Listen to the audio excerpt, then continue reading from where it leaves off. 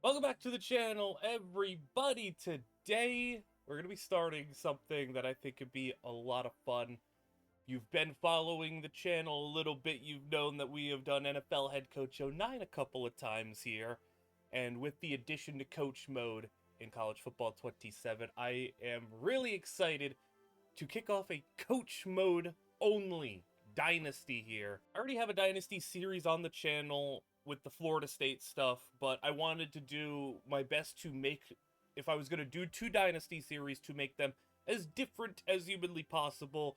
This one, we got the live cam, we got the face cam, where it's going to be a lot more, calm, relaxed, a lot more fun here, whereas the other series has a lot more, like, custom prospects and custom storylines and all that extra stuff, and we play the game stuff. I wanted to do my best to make everything as, just fun as possible and different as possible for this series. We will be rocking with the casual here, so I guess what would be 1.5, which is a little bit better. I did have that Nick Saban video that I did, where it was like a 17-year sim and everything to do the best that I possibly can. We ended up getting to coach level 90, so like, it's a lot more feasible to get up there, but it still takes a long time, obviously. We'd love to have the sliders here. Gonna have coach firing on, obviously the injuries and everything. Recruit flipping, of course.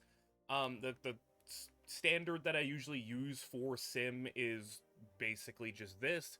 And then coach mode. This is going to be the fun part, where we have the ability to just... We are going to be hands off.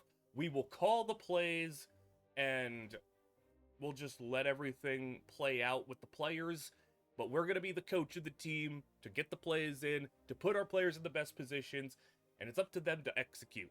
I did have a vote a few weeks ago going into College Football 27 for what team to use. Of course, of all the votes that I got, you guys picked the worst team possible, which I'm actually here for.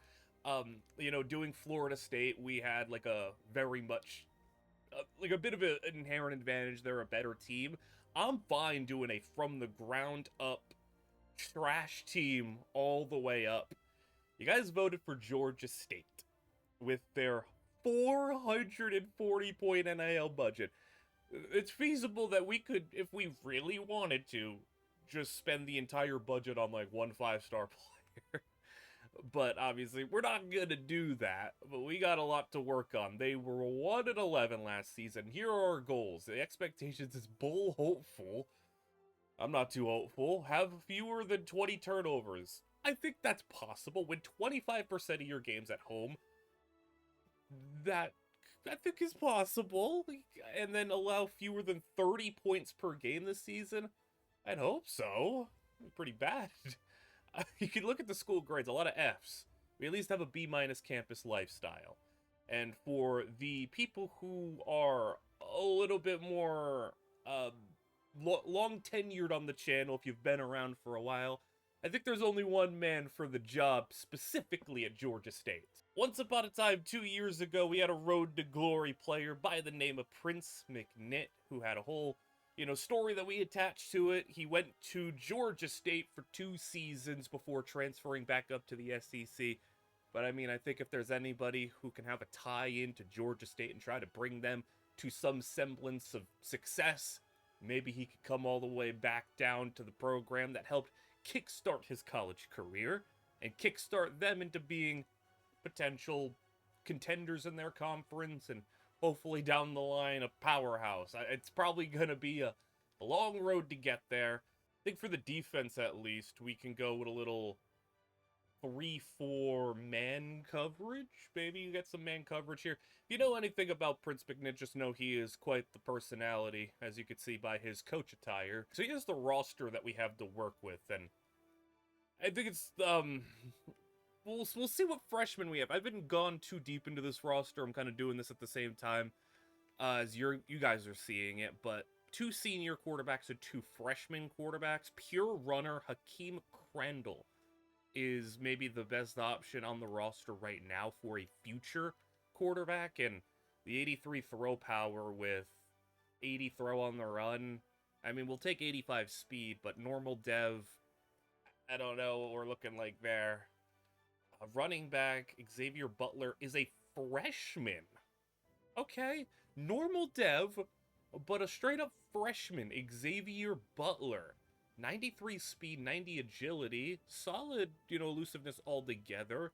The carrying and catching not going to be a strong suit for him, but he has a lot of potential for power. Route running is pretty good, despite not having, the potential, like, high-end hands, but he has pretty good catching to start off. I mean, 75 catch in traffic is really good for a running back. And then the ball carrier vision, that's going to be maybe a bit of a concern that it's probably never going to be anything higher than, like, low 80s. That's really cool, though, that we at least have something. He's got shifty as well, but a bunch of normal dev players. I'm really just kind of interested to see how many players that we have that aren't normal. We have one impact sophomore, wide receiver sophomore. It's a relatively young team there. That's pretty cool. A lot of normals, though. All normals at wide receiver. And a lot of elusive route runners, gadget speedster. We have nobody who's like, I mean, you're 6'5" and a speedster. But we have like no contested specialists, no physical guys. Catching traffic, what's the best fit? 77? Okay. I mean, this is 5'9". Alright. That's probably something we need to figure out. I'd like at least some complementary skill sets, not just a bunch of speedy guys. Tight end, physical route runner, sophomore. I think that could be interesting. I mean, it's pretty decent overall. The catching could be really good on him. We're obviously going to have everything be like auto, since I do think it's a little overpowered to like manually upgrade players. Offensive line, 71, 76, 72 with a senior, junior 71, senior 70, junior 71. Oh, the offensive line is brutal. But this dude is a star at least, but he is the number 2 right tackle. I'll probably start him just because he has star dev. Then we got a freshman impact. On defense, star dev junior, Kelsey Howard. Alright, senior, D-tackle. I do like that this team actually has like a decent amount of freshmen. Just they're all like normal dev basically, aside from like 2 of them. But it's nice to at least have some potentially young players here, but maybe it's just the fact that like the young players aren't that much worse than the experienced guys that are supposed to be like the best players on the team. And you could reasonably just start whoever we want here. We could try to prioritize the youth. We could try to just ride out the best roster we can. I mean, we're a full-on 0 star. Like, we don't even have half a star. So I think we'll just kind of prioritize some of the young players that have dev traits, but if you have normal dev, I'm not really gonna, like, force you into the starting lineup if you're just because you're young. We'll prioritize some of the impacts, though. One general rule I give myself whenever I do a series, we don't play FCS teams. We're not cowards. We'll play a real team. Even if it's not a good team, I don't like playing FCS teams. We play real teams. So I think we'll play Charlotte just because they were a team that I was considering doing. And then I want to play a good team just to see how bad we get demolished. I think you gotta give us one game where we get kind of stomped out and see how we stack up against a good team. So we'll play Texas Tech. We'll go on the road to Texas Tech. Then we got the conference schedule. We'll have UCF, Kennesaw State, and the usual Sun Belt schedule, which will take us into recruiting. Facilities are, bottom barrel. We're not going to be able to upgrade those. Recruiting NIL. We have roster NIL.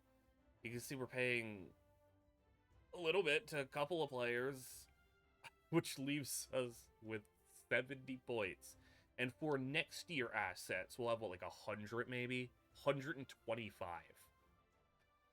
Yeah, that's not going to be enough to do anything of note. 480 for this dude. We couldn't even afford him even if we gave him our whole budget. 500 points. So it's unrealistic to expect to get these top players, of course. I can't even really, hone in on, one player that it's like, okay, we can maybe give a chunk to our budget to. because even 3 stars are like everything. So we really have to play it smart here with the 2 stars and try to just find the best that we can. I'll put together a board. I won't, like, you know, take too much time here, too much of your time. I'll put together the board and kind of show you what I came out with. So I did load up the board before, obviously, we do anything else. I want to make sure we can scout the players adequately.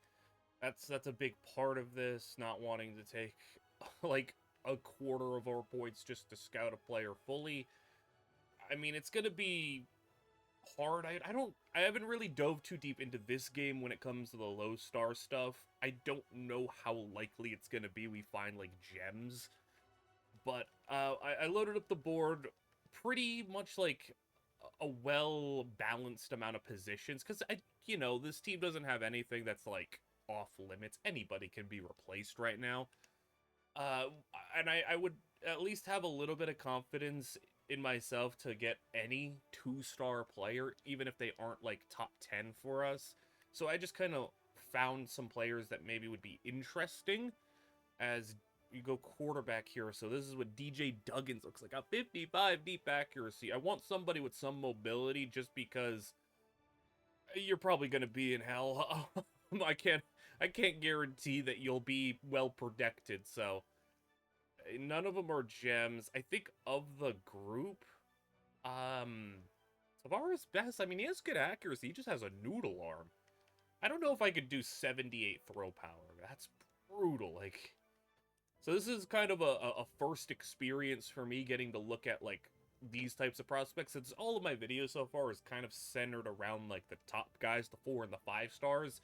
I'm getting a real look at the 46 break tackle of Troy Hamrick.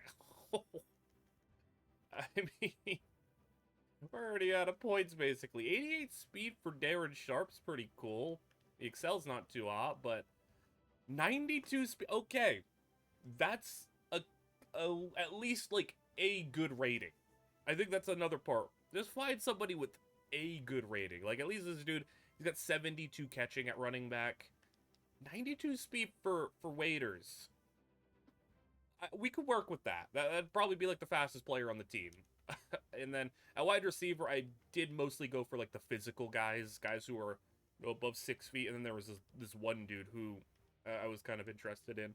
But I guess the strategy here is I also tried to find key ratings or interesting sizes or body types, like just something that could give us some sort of uniqueness, some sort of edge. That will be everything for the preseason. If you are new here, how I will do the games is I do the entire season from, week 1 all the way to the next preseason, all in one video. And when it comes to the in-game stuff, we will be doing 4th quarters. And typically, we'll try to prioritize the 4th quarters of, like, close games. I don't know how many close games we're going to have. I would hope a couple. I want to still see, a decent amount of action. But we'll prioritize the 4th quarters and kind of see how that structure goes and if you guys like that. We can feasibly offer a scholarship to whoever we want because the little little bit of good that we have from being able to have all these 2 stars with 0 NIL expectations is offering them just 5 points makes them want to be here. I don't know how many 2 stars are really going to do a whole lot of game-changing stuff for us, but if I'm going to offer on one of these quarterbacks, I have to pretty much accept the fact that I'm not going to be able to scout much of anybody else, so we're going to be pretty blind with the rest of these prospects. So with the ones that I do know, I think I want to go with Tavares best because he is the most accurate of the quarterbacks, and then I want to go with, I think, Trayvon Sullivan is the fastest with the best throw on the run. He's 166 pounds. Oh my god. He is frail. Maybe I should go DJ Duggins instead. But Duggins is just too bad, accuracy-wise. So I think I'll go Sullivan. Those are the 2 quarterbacks we're going to be putting out some resources for. I'll have a conservative 10 points on them, and I think Jaquez Waiters has to be somebody we go for because he's got the 92 speed.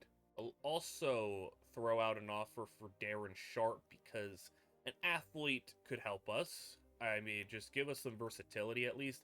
And then, yeah, we come to the part where it's like, now we're blind with all these players, and I don't know how much I really want to do scouting. I'll finish off Marco Ramirez. He's got 78 speed. But we do need a big body player. We have none. We have one 6'5" player who's a speed threat, so he's not even really going to do a whole lot. He's a 6'5" player who doesn't really play like it. I think we'll at least throw out the offer here. I don't know how much I want to save for the transfer portal, but I'll throw out a couple of offers, and then when it comes to players who are, like, high-ranked for us, interest status, I think, of course, getting the linemen are going to be important. I kind of prioritize just linemen who are interested. I'm just gonna throw 10 points on all of these linemen, just all of them. You can never have too many offensive linemen. Dominique Boucher, I'll give some hours to, our top D tackle, and then I want to give the cornerbacks a little love. Sharif Denson, I'm interested in, and then on the other end of the spectrum, I went with Dion Warlow, who doesn't fit the scheme because we are going to be a man-to-man team, but he's 6'3", so maybe we can find our Reek Woolen or Zion McCollum or something with just a cornerback who's got some freakiness to him. I don't know. We'll 6'3" is at least something. We'll throw in an offer for. My worry really is that I just hope we don't get dominated in like majority of these games so we can get some like legitimate action here. But here we are, Georgia State, opening game of the season. And, I mean, that's a lot more fans than I would have expected. You can see, that's not appropriate coach attire, but he's going to lead his team out. And then you can see all the empty seats. Okay, that's a little bit more what I expected. We're going to try to fill this stadium up within the next couple of seasons as we take on Charlotte and what should be a similarly matched matchup here. Like, we are about the same overall. So, like, literally what I do with this is we're going to just simulate the first 3 quarters, see how things play out. Charlotte up 3-0, and we'll be set up with a goal-to-go situation. They do get a field goal. We get a touchdown, so we're up 7-6. Halftime, 14-9. All right, we're winning. We are winning. Let's go to the 4th quarter where we are actually going to have some action to hop into, it looks like. Charlotte can only get field goals. We got a field goal, but Charlotte, all right. Cool. We actually have action to hop into. Okay, I'm so used to doing it like this. Okay, yeah, we just call the play. I don't know what camera angle you guys are going to want to see more. This or this. So we'll have the far back one since they're close to the end zone, as the draw will be for just no gain. They're at the 5-yard line. So with 3 receivers, I'm not going to show you too much of just the straight-up play calling. We'll try to get to the action. But you guys can let me know especially what cameras you prefer to see here between these two. I'm probably going to switch between them, and you guys can let me know which ones you prefer. As Charlotte, right through the middle, and a touchdown. So they got the lead now. They're going to go for 2 to make it a 3-point game, to make it 20-17 matchup here. In the shotgun, they will throw. And getting through the middle and a sack. I really want to see what this offensive identity is going to be. So we're going to play things pretty conservative here. There's a sweep outside. He cuts it back in, and he'll go for 2.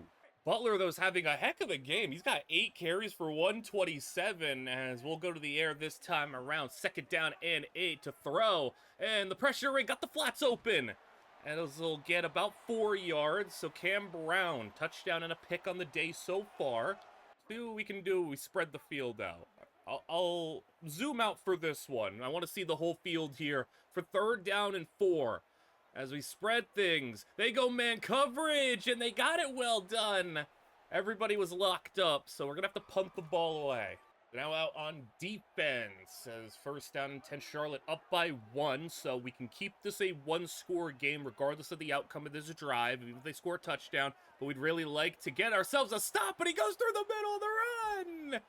And it'll be 102 yards for Terrence Middleton, and that's probably his biggest carry of the game as he gets to the Panther 44-yard line. A shotgun, throwing, and with everything covered, can I switch camera? Okay, switch cameras mid-play, and it's incomplete. I wanted to get the zoom out there. All right, we'll go second down and 10. I'll zoom out for this. I leave all the pre-play stuff. I'm going to leave that mostly to, like, you know, everything automated. I'm going to let the players on the field do their thing. There's a throw middle, caught for the first down. I'll make some adjustments as we go through. If they have, like, a running quarterback, I'll spy a little bit. But other than that, I'll keep things pretty standard as they got it now at the 22-yard line after the hurry up, under center. Couple of tight ends in. They go stretch right. And a nice stop in the backfield. No gain. Jaden Hood, the linebacker, coming in. And I want to see who's going to be making an impact here. Who's going to set themselves up to show that they could be a foundational member of this team. RPO, quick out. And we got, that was our best corner out there. We need to send some heat. It's first and goal at the 10. And we've looked pretty poor ever since we hopped into the fourth quarter. Shotgun, 3 receivers. Go read. No, they hand. And he breaks the tackle. Touchdown. Goodness, man. Hey, the number 8 over there is freaking out. Yeah, I'd be freaking out too. Why can't we tackle right now? All right, maybe this is a mistake. Maybe I shouldn't be running anything like giving our quarterback too many options here, but we're going to give him a little bit of an RPO draw. And he does keep it for 7. Go split shotgun. As 2 running backs in the backfield, as we'll go handoff. He'll go through the middle. Got a nice run. That's nice blocking all around, and 13 yards for Butler. He's having just a really good game. The offensive line deserves a lot of credit as well. I just do get worried that, you know, I want to make sure we have a quarterback here that can run the offense, can get some RPOs going here, as the handoff is just going to be a yard. There's an injury, and that's going to be one of our offensive linemen. We already have a thin offensive line. We cannot have leg cramps for Robinson. I do generally feel like the zoomed out, like, press box camera is going to be probably the move, just so you guys could see everything. But if you want some alternating, then you can let me know. As that pass is picked up and taken back the other way. Touchdown. That was bad. As you can see, he rolled, and then before he throws the ball, the defender crashes. He crashes before he even releases the football. It looks like you're going to have this receiver along the sidelines open. I mean, good job, though, for Smith. He just read that one. They got single high safety. I'm calling a shot play here. Just see if we can get something going on the opening play of the drive. Hit! Picked off again! Oh, my God. Oh boy, we're in for, if this is game 1, we're in for hell. Oh boy. This is game 1, man, against the bad Charlotte team. And this is what we're putting up right now. Alright, well, Charlotte has the ball and a jet pass where he'll get just a yard on the play. And he's just not played well at all. I'm not going to have too much stubbornness when it comes to benching a quarterback. I think how Prince McNitt would probably coach. He'd be a very reactive, emotional coach. It won't be after one game, but I won't hesitate to bench somebody if they are not producing, as they're taking a deep shot. Oh my goodness, touchdown. Oh boy, this is ugly. 3rd down and 6, as we'll go with a throw here to see what he's got. Please don't throw another interception. We don't need this. He'll kind of run for a moment and then, oh my God, man. The throw is so bad. And not really suffer more, because this is suffering. As he'll throw on 4th down. And got him in through the, oh, he couldn't hang on. I don't mind that decision. I don't mind that. That was rough. Was there any alternatives? I mean, the flats. He could have hit the flats, but I like the shot there. I was well thrown, just couldn't hang on. All right. I think we could peace out of here with the loss. I don't think I need to overextend this. We'll lose 42-17 in our first game. They put up 30 in the fourth quarter. Oh my god. Oh, let's never let that happen again, guys. Oh my goodness. Like that just unraveled so quickly. Cameron Brown, 3 picks, averaged 4.5 yards per attempt. I can definitely tell Butler's going to need to handle a lot. I mean, he didn't get a lot of carries when we simmed the first 3 quarters. So that's not really down to me that much. But, we were kind of forced to throw it more than we would have liked to. I do always get asked about sliders. This year for college football, I've been putting sliders and settings and stuff in the description. But just in case, this is what I rock with. You don't really need to touch like the user stuff because it's CPU versus CPU. But this is what I've been rolling with. I mean, interceptions you always have to turn that slider down. It's still down to 30, and we were out here throwing picks left and right. But yeah, this is what I roll with for at least now. I do a little bit of tuning as I go if I, see something that needs to be adjusted. We also, throughout that game, suffered a significant injury. At least it sounds pretty significant. A torn labrum. 2 weeks. You know what? Not so bad. I thought that'd be out for a little bit longer. So our starting strong safety is already out. I don't know how much I'll show you recruiting throughout the season due to the fact that just, I don't think you care to see me just continuing to adjust point values, but we'll have our first top 5 player here. Warlow at cornerback. That's the 6'3" guy. I mean, what's gonna be our good pitches? Proximity to home is all we're gonna have, really. Sure, at least that's an A+. I guess. Can we get him on a visit? We can get him on I don't know if visiting's gonna help us. I mean, we're probably gonna. I don't have the confidence to think we're gonna win any game. So it's like putting him on a visit could hurt us. We already got locked out of a couple of players too who are in their top 5s. On paper, we are the higher rated team today against Kennesaw State, and we'll hopefully have a much better fourth quarter performance than we did in our last game, as Kennesaw State was 1-0, started the season off strong. There is about 15 people in the crowd here for this matchup, and we'll see if we can fare a little bit better today. There are 5 teams that are in the state of Georgia here in the FBS. 2 of them match up here. I know we got a long ways before we catch up to the Bulldogs, even before we catch up to Georgia Tech, as Kennesaw State, though, they're down by a fair margin, 31-14. And they're coming out 5 wide receivers here on 4th down. They're not kicking a field goal, so they seemingly don't have a kicker who can hit from inside 50, which is really brutal for them. But we're up 31-14. Like I said, we have at least the on-paper advantage, so this is going to be one of our more winnable games, as Kennesaw State, he couldn't hang on 4th down. It'll be our football as we take over. I would like to, okay, I have to be like this if I want the zoomed in view as we'll go handoff. And Butler has got himself another solid game going, not the 100 yards that we seen last game, but a 9 carries for 60-yard game with a long of 25. We're super happy with that, and it's going to be a fourth quarter. We get to give him the ball a little bit more than we did last time, as they'll go handoff. Butler again at the first down marker. He's got it. Hey, maybe we can have Butler lead the Sun Belt in rushing yards. I mean, he's already up to 200 total on the season, and adding to it, got leveled, but a 7-yard pickup. I want to see what the other guy has. LaDainian Martin, right? I think it is LaDainian Martin is the one that is. I got to learn these players' names. We're going to be learning this together. I believe it is, LaDainian Martin, number 32. That's the other running back on this team that I am optimistic about.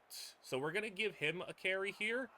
Can I flip the run from here? Yes, I did. Okay, we can flip the run from there. That's good. We get to run to the strong side. Let's see what LaDainian Martin has. As Martin, first down, 46-yard line. Let's give him a couple of carries. And let's see what he can do. Also, I don't want to, like, run Butler into the ground. If he's going to be by far our best player on offense, I don't want to, like, risk his health in a game when we're up by 17, as Martin will get a yard. We'll spread things here. 3rd down and 8. Brown already playing a infinitely better game this week. Throwing, he got a man at the sticks, and he gets sacked. He had a man wide open at the sticks. All right, we'll punt it away. And the punt is down. That's a good one. Oh my goodness, what a punt! That thing hit the pile. It's at the 1. What a punt! Would have liked to capitalize on the amazing punt. Get a safety here. They ran for 4 yards. Throw quickly on the hitch. And our corner dropped way far back and didn't really close in there too quickly. The play rec needs to get a little bit better, as they got to run things very quickly if they're going to have a chance in this one. Throw it short. I mean, we'll give them all these short things and let the time run out. I'm content letting them just, dink and dunk their way down the field, especially if you want to run the ball and get a yard. That's fine with me. It's 4th and 6. They've ran the ball a couple of times. I haven't liked the decision-making here, but they really seem confident that they can get the 4th down, and the pass is too low. We'll get through a potential scoring drive here, especially if we score a touchdown. We'll just get to the end. I want to see if we can take a shot, though. And no, go short to the tight end. All right, we had 2 deep routes. We'll just play it safe. I'm fine with that. I'm only going to do that very occasionally, like I said. I'm not going to just spam hot routes, since that's kind of, defeats the purpose. I feel like I want to be pretty hands-off, and he'll get sacked. We'll try a field goal. Test out our kicker's range. Our punter already got a game ball headed his way for that incredible punt. Let's see what the field goal kicker has. Kick is good. 3rd down and 12. As they'll drop back and fling one down the field. It's not going to be reeled in. That was not a bad attempt, but good defense. 4th and 12. I mean, if there was ever a chance to pull off a comeback, you need to get it here. They'll send everybody down the field. Make a play, break a tackle, and a 1st down for Kennesaw State. One of their biggest plays of the game. Hurry things back to the line from the 39. Make an adjustment, get the play in, and keep it moving. 4-man rush with time. A lot of time, and an open man down the middle again. Pass rush not really doing much on that play. We'll have to get them at goal to go from the 7 instead. And they're doing a good job on this drive. I think the urgency is finally kicked in for them. They'll have 4 receivers to the right. And throwing for the back of the end zone. Touchdown, Kennesaw State. They're going to need an onside kick. And the boot is going to be picked up by Georgia State pretty easily. Let's go stretch here. We just need maybe 2 first downs and we should be out of here with the win. Stretch left.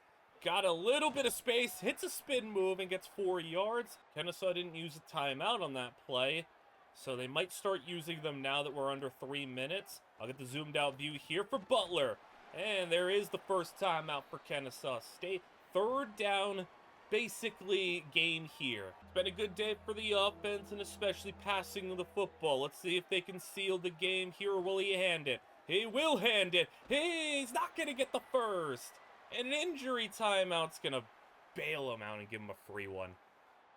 I don't think we can kick from here, can we? I got to see what our kicker... I mean, we kicked like a 40-something yarder and it didn't look all that good, like in terms of power. He's a 68 overall kick. Yeah, there's no shot he can hit this. What's this kick? He's an accurate kicker too. 70. Yeah, no shot he can hit this. I don't want to punt from the 36 though, so I'm gonna go for it. Punting from the 36 is some wild behavior. We don't punt from inside the opponent's 40-yard line like that.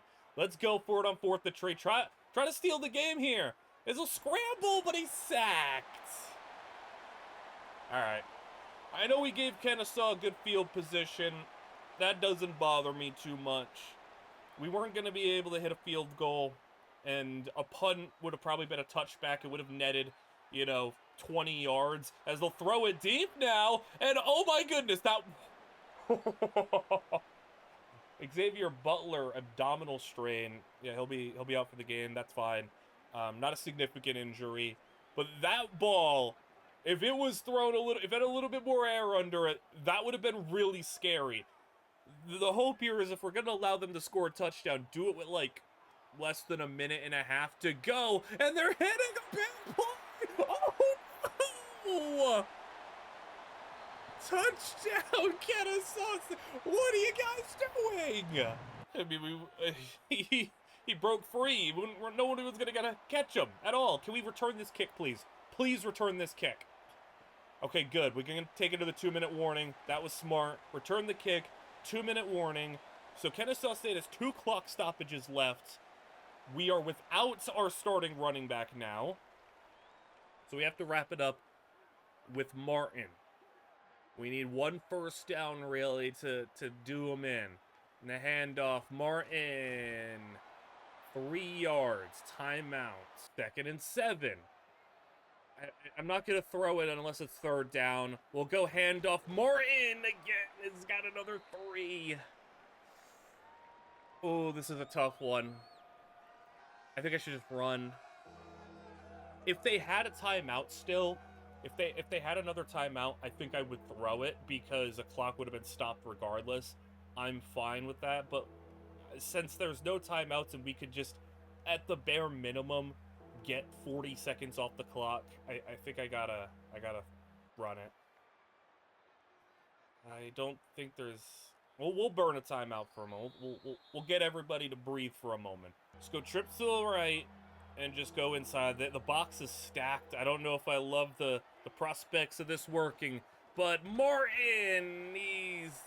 yeah, that one was just not a chance. If we manage to choke this game... Why are you punting the ball? Oh my goodness, why did we punt the ball? Why did we not take our time? Why did we not run the clock? I'm not in control of snapping the ball. I made that auto. Why did we... We just gave them an extra 25 seconds. Why did we do that? Oh my goodness, we can lose this game. There's a minute 26 to go. They need to go 75 yards. If we blow this game, I'm about to get fired on my second game. 3 yards, they ran it for whatever reason. I don't know, but I guess they're that confident. They hit a big play already. They were close to hitting a big play before hitting the last one that they got. They just underthrew a deep ball a little bit. That's a completion for 3. Tackle them inbounds. Just keep everything up top. Keep everything, perfectly, like over top coverage. Focus over the top. Don't do anything silly. And we'll give them that. Completed for a first down. And they'll hurry back to the line. Are they going to start spiking the ball now? Probably. And they will. 52 seconds to play. Just don't allow a big play. Please, guys. Please do not choke this. Slant. Oh my, nobody was down on him. That's a really rough one to allow. That's really rough. I'm scared to run man. I'll try it. I've been running zone this whole time. I'll try man coverage. I mean, they're going to spike the ball anyway, but I think in general, I'm scared to run man just because, like, oh, we could get beat so bad, but I'll try to just see what we can do with man coverage. I got 4 receivers, 2 on each side, and the throw. Can the pass rush help us out a little bit? Oh my god, there we go! That's something, but I mean, even still, he had a lot of time. That was just good coverage. All right, 34 seconds to play. 3rd down and 10. The throw. Screen. Got space. Get him down. All right, he's down in bounds. That was a pretty good gain. It was 24-yard line. And about to be 24 seconds to play, 24-yard line. Oh my goodness, man. This is disgusting. This is disgusting behavior, guys. This is disgusting defense. Banner zone, none of it's working. 24 yards to go. And the throw. It's sacked. That is potentially going to save us because you backed them up by 8 yards. You get the clock running down. Let's just go over the top. 9 seconds to play. Don't allow anything crazy. It's dropped. That is a good thing that he dropped that ball, because if he got tackled there, would have been game over. Honestly, strategical drop. They're going to have one shot at the end zone. 32 yards out. It's going to take a Hail Mary for Kennesaw State to win this game, to come back down by 20 points in the fourth quarter, take their shot deep to the end zone. It's incomplete, and we survive. You guys made that way more stressful than it needed to be. I don't think my decision to go for it on fourth down had that much of an impact overall. Like, it seemed like they were going to score on that previous drive regardless. But man, that was some disgusting stuff. We got the win, our first of the season, a rivalry victory, which is always nice to see. And at least we have that to hang our hats on for. Start of this season, Cameron Brown, 276 yards, 2 touchdowns. I think a really nice performance. He also ran it in for a touchdown. Xavier Butler, 5 yards a carry. And then the receiving game, any big performers? I mean, Kyle Washington, 85 yards at a touchdown. DJ Riles had a touchdown. Avery had 65 yards. Sack, the only sack of the game, but that was the game-changing sack. I mean, game potentially clinching sack. But I need some more splash plays from the defense. That's probably what I need. We did not get a lot of pressure until that last sack. And, you know, I would just like some more big plays. Top 5 updates. Warlock, I mean, South Alabama is really giving us a bit of an issue here. I think we just gotta take our losses at some point with some of these players. Like, we can't be dying on the hill of, like, we need to get this 2-star player. If it's not gonna happen, it's not gonna happen. Don't, like, force it too much. We're pretty far behind, and Southern Miss is not only got the scholarship, but they also are just getting more points every week. We're doing good here. All right, 26-17, and we have the ball. That's not bad. It's 2nd and 13, but this is not bad. It's a rainy day here in Florida. Not surprising, as we'll have a pistol formation play action. Let's see who we are. And, oh no, he gets rid of it out of bounds. I thought he was about to take a sack, but at least he did get rid of it. Cameron Brown, he has 137 rushing yards. Okay. All right, Cam Brown. Making me think of you a little differently after how that first game went. I thought I was going to be having a nightmare QB situation, but he's turned the ship around a little bit. Please don't, you know, embarrass me here for trying to compliment you a little bit. You had a good game against Kennesaw State.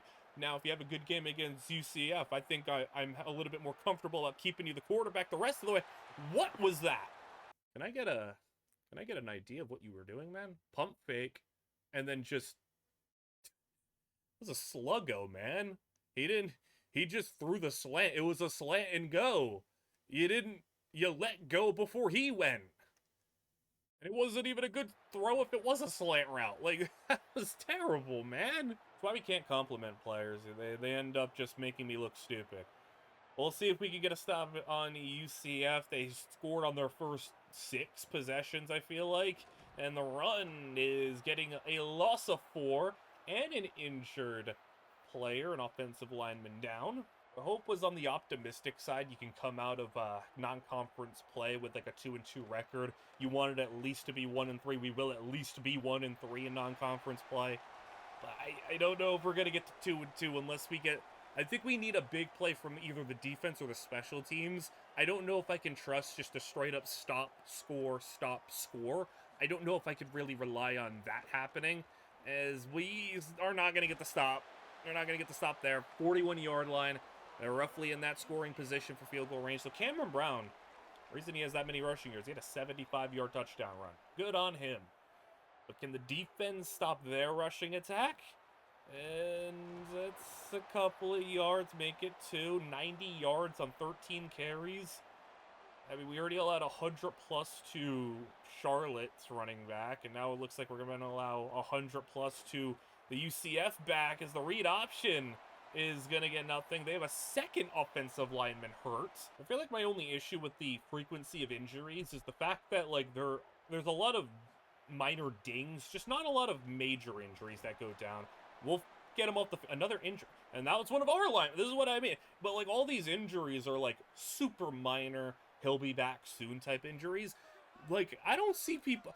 I know, like, obviously it's a little... I don't want to say morbid, but, like, I want to see people blow their knees out in this game. I want to see people get some injury. I want to see the complexion of my team change in a moment. We'll punt from the 38-yard line, so they won't try a 55-yard field goal. We'll get pinned back at the 6. And you can see bruised knee. I want you to blow out your knee. I mean, like, it's obviously not cool to wish injury upon your players, but that's just... I would like more major injuries and less minor ones. Is the handoff, 3 yards. Is Butler... Oh, my... What do you mean Butler only has 3 carries? Why has Butler only got 3 carries? Why are we not running it with our running back, who's good? I don't like that at all. Why? I don't know if I am rocking with this playbook, I think, as the handoff is... he lost his balance for a bit, but he got 5. Yeah, I just don't like how little we run the ball when we are simming the first 3 quarters. Like, it's not like we're in a position where we can't run the ball. I just feel like your running back shouldn't have 3 carries. Or it was 2 carries going into the 4th quarter. Quick slants here. Come on, find somebody. And he does. That's a first down. Now we have a... Bro, that's the 4th injury. So they have 2 offensive linemen down. We have an offensive and a defensive lineman down. The trenches are feeling it today. Play action. And on the run, gets rid of it out of bounds. Pressure's been really tough so far. Dropping to throw. And I think protection holds up nicely. Just a couple of yards, though. Need a bit more than that. I need a bit more. I need something a little bit more downfield. Play action on 3rd and 7. And he's just pressured and hit again, man. And another lineman's hurt. Oh my god, man. I think we'll go for it. If you're gonna want to pull off a win against a much better opponent, you need something to go your way. This is that thing we need to go our way, and it does not go our way at all. An interception. Oh my goodness, man. What happened there? I like being able to just see, like, what were you seeing, man? It wasn't seeing very well. I feel like the outbreaking corner route probably would have been the move. Also, our receivers ran into each other. That didn't play a factor here because he wouldn't have caught it anyway. But the fact that you guys ran into each other is pretty depressing. If we get a nice tackle for loss or something, no, he's got the first down. All right, now they're in field goal range. We still can hold them to a field goal here to keep it a 2-score game. I don't like what I'm watching right now. Barnett on the option. Oh my, how did you miss that tackle? Oh my, I have blind people. What? What do you mean you missed that tackle? Look right here. You have the angle. You got him, man. You got him. Maxi.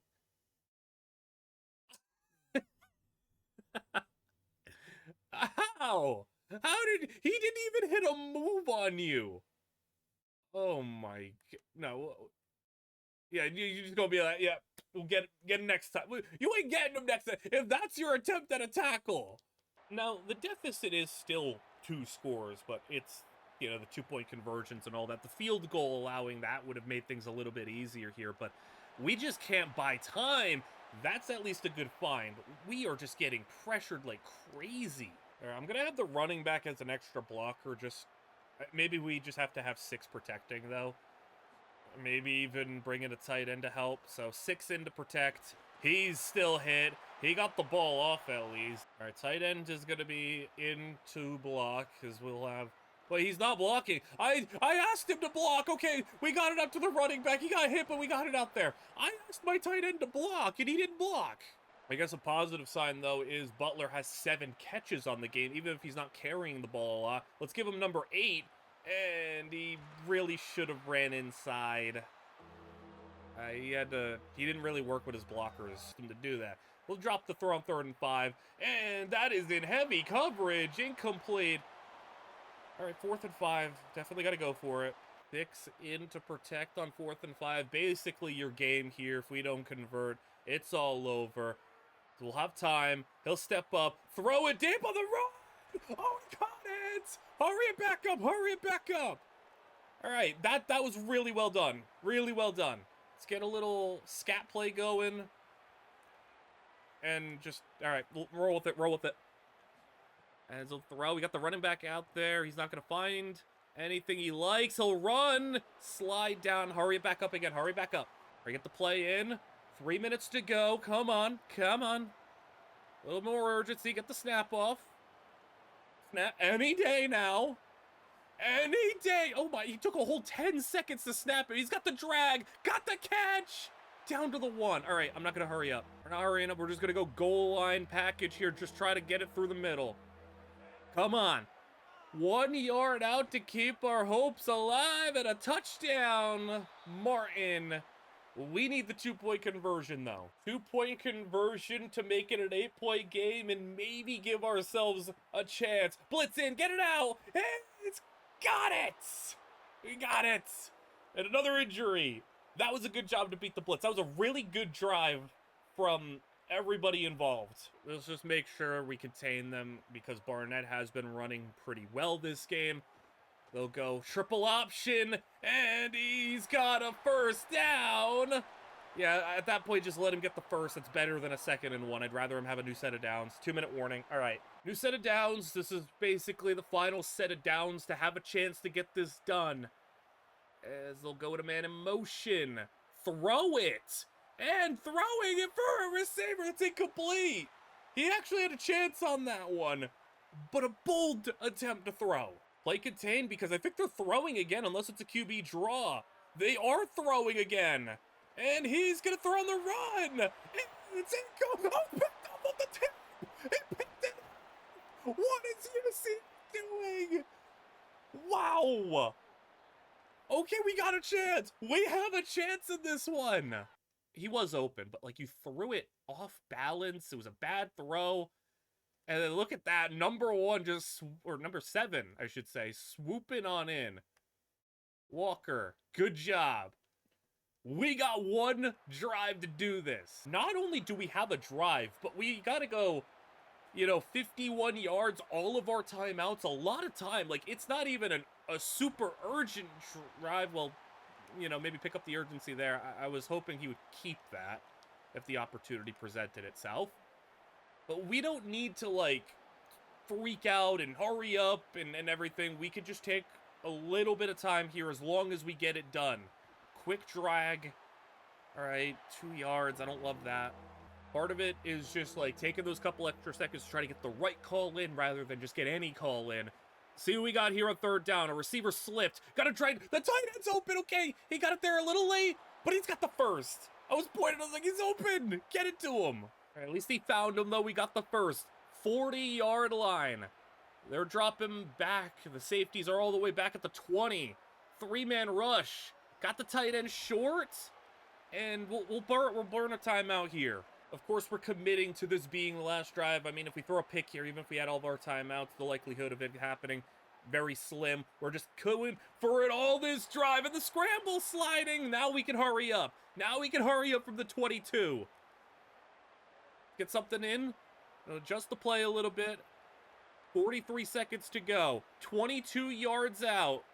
And the snap. He's got the wheel route going. It's a design rollout. Just get rid of it. Okay, that was close. He got rid of it, though. We're not needing to get a first down here. We still have the 2 timeouts. If you want to hit a 5 to 8 yard play, I'm here for that. We'll burn a timeout. You just got to give us something. And he'll fire for the first down, but he can't reel it in. Same scenario. It's 3rd down. If you want to set up for a more manageable 4th down, we don't need it all in one play. We have 2 plays to get the first. And the throw. It's hit, and he gets rid of it out of bounds. Well, now we do need it all on this play. 4th down and 10, 26 seconds to go. We've given UCF a scare, but can we find the end zone? Or will it be game over? We're sending everybody down the field. They'll take it. Shot. Touchdown. We are a 2-point conversion away from pulling off a comeback and sending this game potentially to overtime. Come on! Don't let it end here! We've come so far! Let's get this to overtime! And in man in motion for the 2! The throw! He's sacked! You've gotta be... And he's also destroyed wear and tear-wise. So close! Onside kick is up and picked up by UCF. That's so depressing, man. It was so close. That's a heck of an effort from the guys, though. I can't be mad that we were not anywhere close. We were not a 2-point underdog. We were double-digit point underdogs. So the fact that we were a 2-point conversion away from overtime, can't be mad. But man, it was so doable. Right, that's a positive sign at least. And I do got to give a lot of credit to Cameron Brown. He's played pretty well. Like 2 interceptions, obviously not ideal, but he threw 300 yards, ran for another 150 and 2 touchdowns, and led those 2 drives. I just want to see the team run the ball with Xavier Butler more in the first 3 quarters. So like, that's an issue, but Butler did lead the team in catches, and everybody kind of got involved here. 7 for the tight end, 7 for Washington, 4 for Avery, and pick by Deuce Walker, which was huge. 2 sacks. We were under fire that game, and Brown took a lot of hits, so we're going to hope that that doesn't, you know, wear him down throughout the season. A 3-star center with 0? Ooh. Hold up, he takes 0 NIL? Who takes 0 around here? That's really interesting. Okay. Is there any other 0s that are 3 stars? Okay, so we do have one other one. It's a fullback. All right. Even still, like 10? If we found the right player, I would throw like 10 at a guy. He's a right guard with... All right, so this center is like an anomaly here. He is 0. What is the expectation against Texas Tech? If I had to say, maybe a 30-point loss. If we can keep it... If our margin of defeat can be in the 2s and not the 3s or the 4s when it comes to the double digits here, can it be 20 instead of 30 instead of 40? Texas Tech's probably going to put up some points, but we put up a touch. We strike first, and Texas Tech is down 7-0 the first quarter. I'm only going to hop in if it's like a 2-score game. If it's more than that, and Texas Tech immediately, okay, yeah, 17-7, pretty much immediately just snuffs out any hope of maybe trying to pull off an upset here. 24-7, 24-10, 31-10. Okay, if it was 24-10 and we had maybe the ball going into the 4th, I think I would have given it a chance. 31, 34, 37. Come on, I said keep it in the 2s. They're not going to keep it in the 2s. Oh, man, we lost by 34. All right.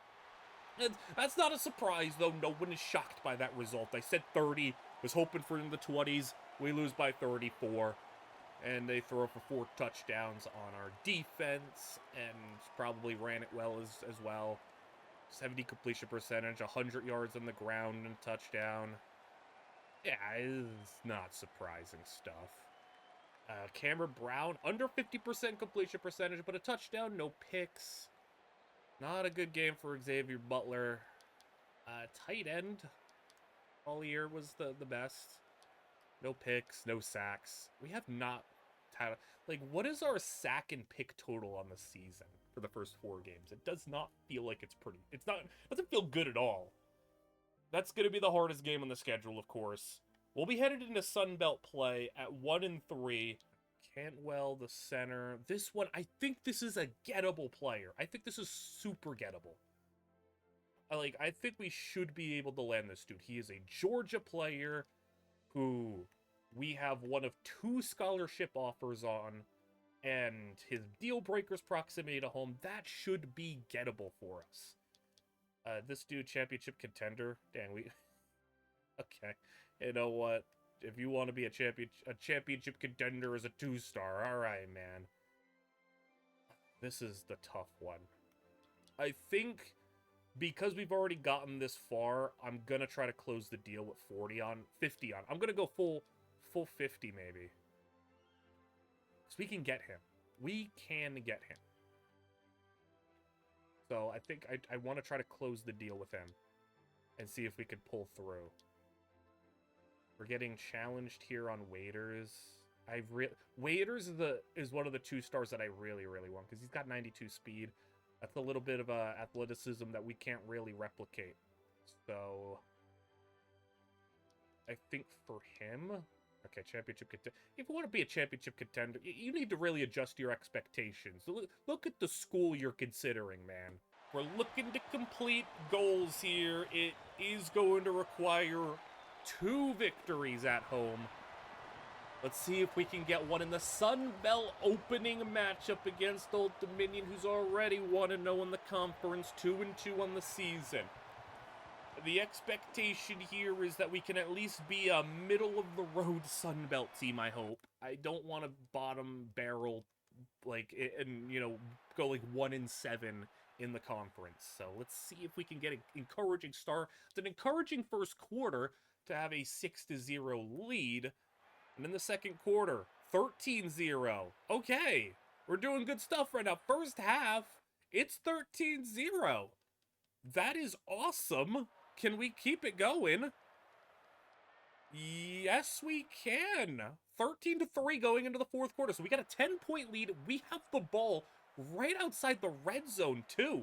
All right, we could pull off a conference opening victory here at home, which is so big for us to, you know, complete the goals that we're trying to complete and to give us a nice encouraging start, and maybe we can, you know, push through to make a bowl game here. If we make a bowl game in year 1, it's a major success. Like, even if we get smacked in the bowl game. To win 6 games after this team won 1 game last year, yeah, it'd be a major success. We'll run for 2 on first down. Butler not having too much success on the ground. The offense overall hasn't done a crazy amount, but they've done enough, and the defense has really been the star of the show here. 0 yards. Brown's got 0 touchdowns and a pick. We'll have it 3rd and 8, but, I mean, for the type of game that we're having here, even field goals are going to play a big factor into this one, because this would push it to a 2-touchdown game if we can hit a field goal from here. So I just ask you, play it safe, don't risk anything. You got a man underneath if you want to, but you take a sack. Still, we can make a field goal from here, though. 42 yards. This is about our range is like in the mid-40s, I think, is as far as we go. So a 42-yarder, more than enough distance. We got it. And a 16, and he's talking trash. Our kicker is talking trash right now. The defense has been incredible so far. Just 3 points allowed. Kept him out of the end zone so far. Can they continue? Scrambling on the play. Got a lot of room and sliding. Jackson Potter, the quarterback here. And he's got himself about an 18-yard run. They'll hurry it back to the line. So they're playing it fast here. I think they kind of realize they need as many possessions as possible since they've struggled so much on offense. It makes sense. But he's going to get pressured and sacked. He couldn't get the ball up. Keelan Butler got in. 2nd and 15 from the 31. They had to huddle back up. No hurry up this time as they go run right through the middle. And he's got the yardage back that they lost and a whole bunch more. Really, really important play there to get them to 3rd down and 1. I would imagine it's got to be 4-down territory here, especially with their status on the field being around midfield. They get a read option for the first and an injury, and it's the quarterback, Jackson Potter, injured. For now, they got the backup in the game, and he's going to try to see if he can do something a little bit different here. Throw it outside, got a completion, and he'll have 5. As they'll hurry up, they're not going to, let the, Jackson Potter check back in. They're going to maybe keep him out for this drive at the very least. But I am a little worried about the increased mobility that they have at the quarterback position. It's 3rd and 4 now as they drop and throw. Got the tight end in the flats, but he gets rid of it out of bounds. I think maybe he was going for the tight end. He just let that ball sail on him. They're not obviously in field goal range. They can't hit from 60 plus. It's 4th and 4 and a do or die scenario potentially for Old Dominion. Drop in to throw. The backup quarterback moving right. He's going to scramble. He's got the first and he doesn't slide. He takes the hit and we'll get to the 37-yard line. That was a little bit of what I was concerned about, as I was thinking like, hey, they have a quarterback with like 7 higher speed. That could be worrisome, but now straight through the middle. Hershey gets him another chunk gain on the ground. So the run game's been really good on this drive. Let's actually just dial up a blitz right quick and go play action. Pressure him and get the sack. So much better sack production. Already 2 on this drive. Exactly what we want to see. Get a little bit more splash plays on defense. Even if it's not turnovers. Get them behind the sticks, as they're behind the sticks big time now. 3rd and 16. They'll spread it out. They'll have 3 receivers on the left. And what does the defense have? They've played their best game of the season up until this point. And now, off to the first down marker. He's got it. Jackson Potter is back in the game just in time for that 3rd down. And he makes the throw for the first. Potter, though, only 80 yards in the air. I mean, man, like, we've been playing so good, but they might finally find the end zone here, as the crowd is a little lively right now. It's a fumble, and that's going to be he tried the speed option, and we turned him over. Did we, like, catch the pitch? That was quick. No, we didn't. Okay. Keenan Nelson, nice stat line there. He's got the fumble recovery and 2 deflections. So with 5.5 minutes to go, we could just run our offense as we please. That's a big run potential. If the receiver held that block and we were able to turn the corner, he was going to be off, but we'll take an 8-yarder. 2nd and 2, perfect time to try something. You know, if we want to take a shot here. I know it may be a little risky, but as long as we don't turn the ball over here, we should be all right. Play action. Nice job picking up that rusher. Get it over the middle, and completion with room to run. It was a really good block there to give him the time to make that throw. Take it from the 40-yard line with 4.5 to play. And with 2 tight ends in the game, we can continue to try to run this ball. And that's a nice stop from the Old Dominion defense. We're just taking our time. You know, about 4 minutes to play. Quick out on the RPO. Got really nice blocking from the receivers. That was good stuff. So we got a very heavy package in. I actually want to go up close for this one. They're right around midfield, so we're right close on this. 3.5 to go. Extra lineman in motion. Handoff. And Martin on the carry is going to lose yards. I'm okay with that drive, though. We were able to get out of that danger territory where, you know, we played the field position game very well. We took some time off the clock.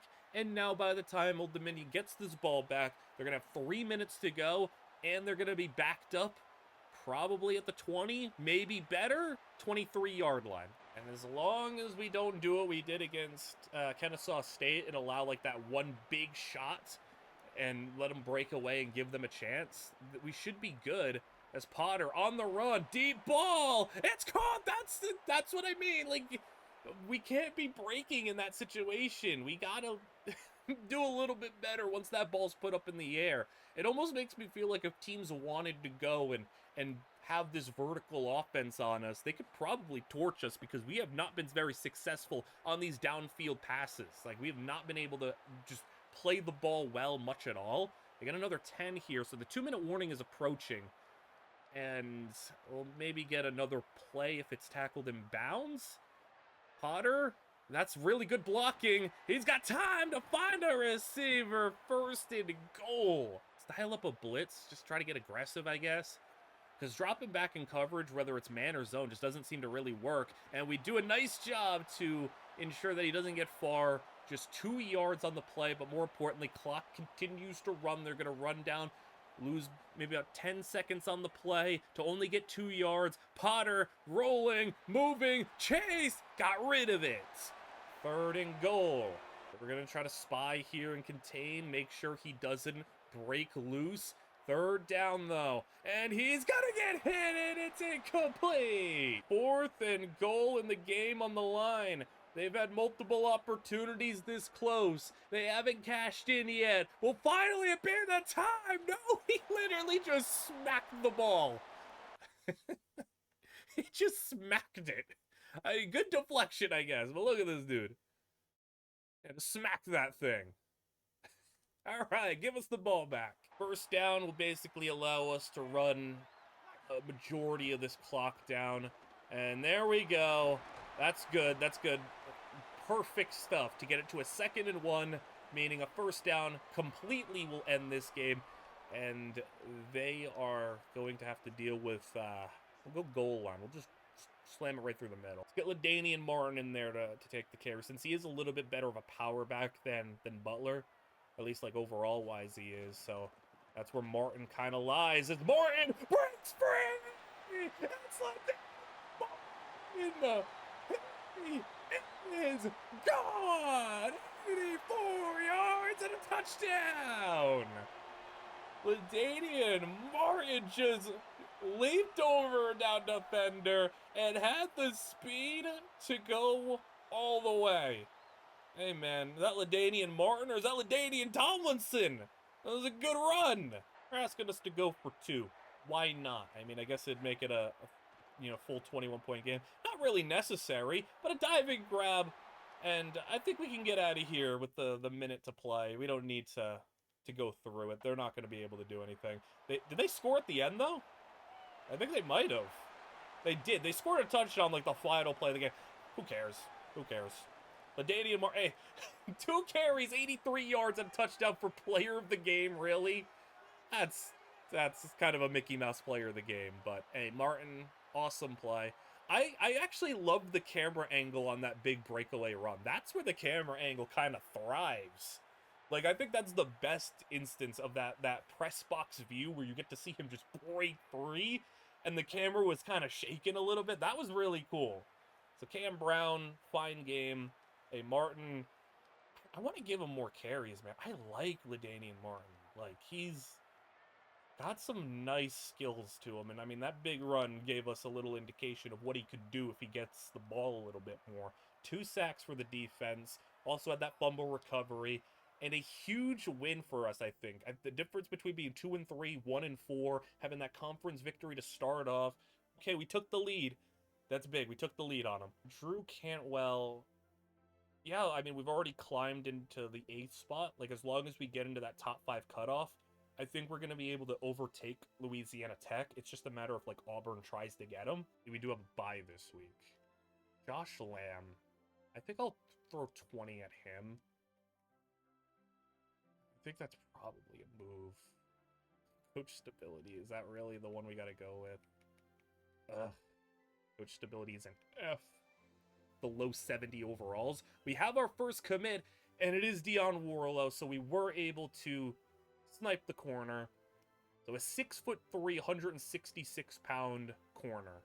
That's good. That's what we want to see. Also, for our goals, we're down to 31 points per game, which is right on that line.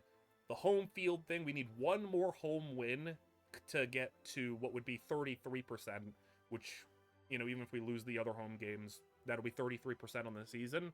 We also do have a singular injury. It was a torn labrum, another one. This one from Jonah Reeder.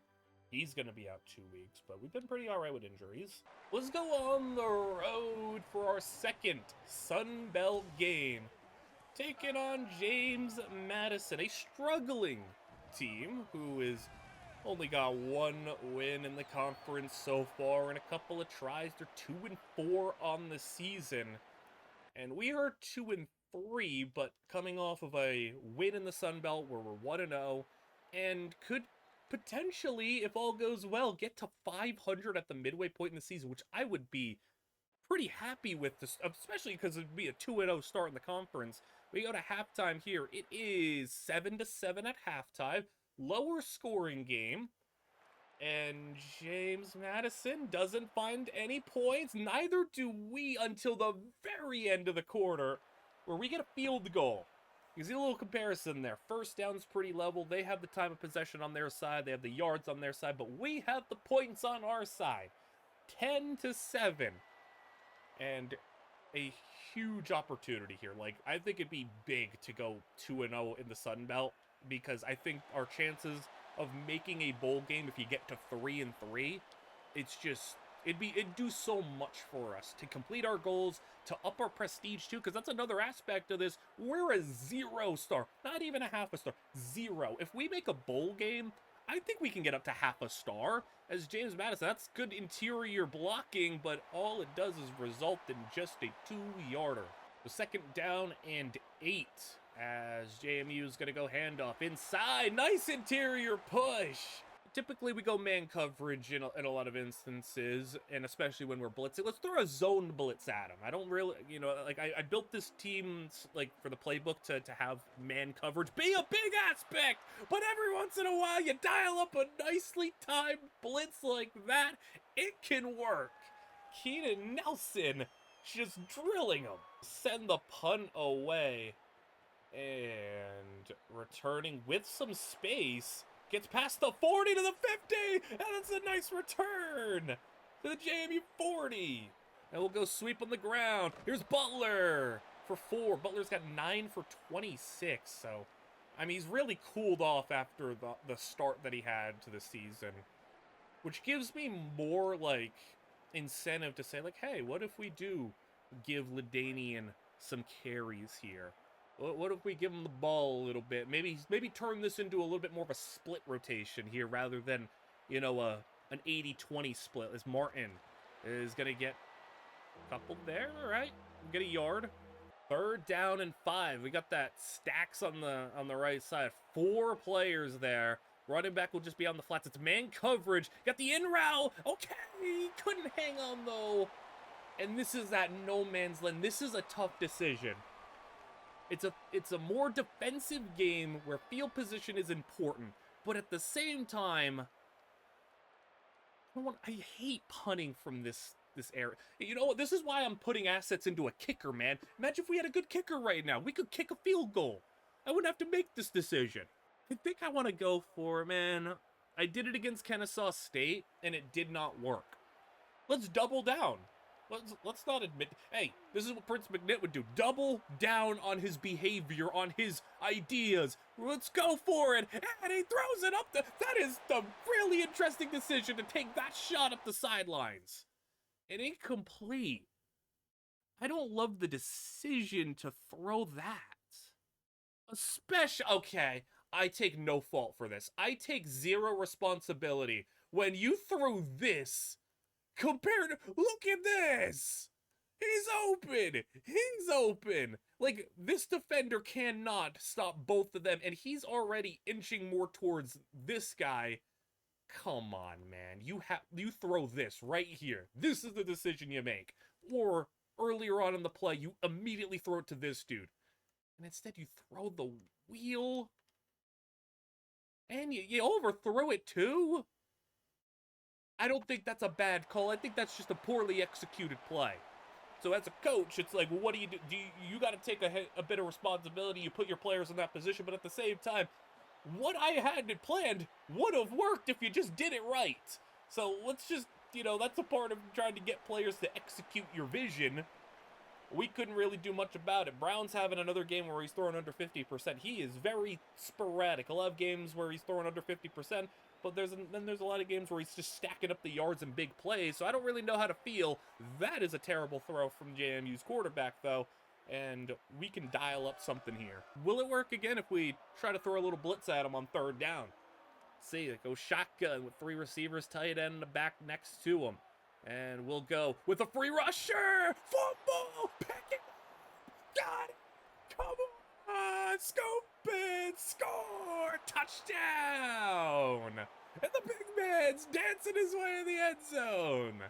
It's just well executed here. Number 72's got to pick this up. What you're supposed to really do here is hope that you could slide the line and maybe get 70 on him, 72 on him, and then that free rusher comes in. You don't have a chip on him, but it at least gives you a little bit more time. Instead, they let the fastest possible guy that had the easiest possible path to the quarterback get in, and even though he tried to move left, it was nothing he could really do about it. And hey, look at the big man run. Look at the big man Mullins go. And we could be well on our way to a second straight victory. And really pushing JMU's hopes of making a conference championship into the dirt, because this would be their third conference loss already on the season. I would have to imagine they would have to they would need to win out in the conference to have a chance at the conference championship. So to be out of the picture this early for them would be rough. They're basically playing a do or die scenario here. Also, for their hopes of making a bowl game, to be sitting here at potentially 2-5, their season is all kinds of in trouble. And we are really potentially on the ascent here, on the rise. We played really good, you know, in certain spots. I really think that UCF game was the one that let me know that, like, hey, we have something here that we can kind of work with this season to maybe have good success in the Sun Belt. But the defense has really been the thing that surprised me. The last two games, they've been awesome. And the throw into the flats is caught but short. 3rd down and 5. You know, it was the offense putting up some big plays that had me believing a little bit. But then you get into Sun Belt play. It's the defense not allowing a single touchdown until the last play of the game where you already had the game in hand. And now today, scoring a touchdown themselves.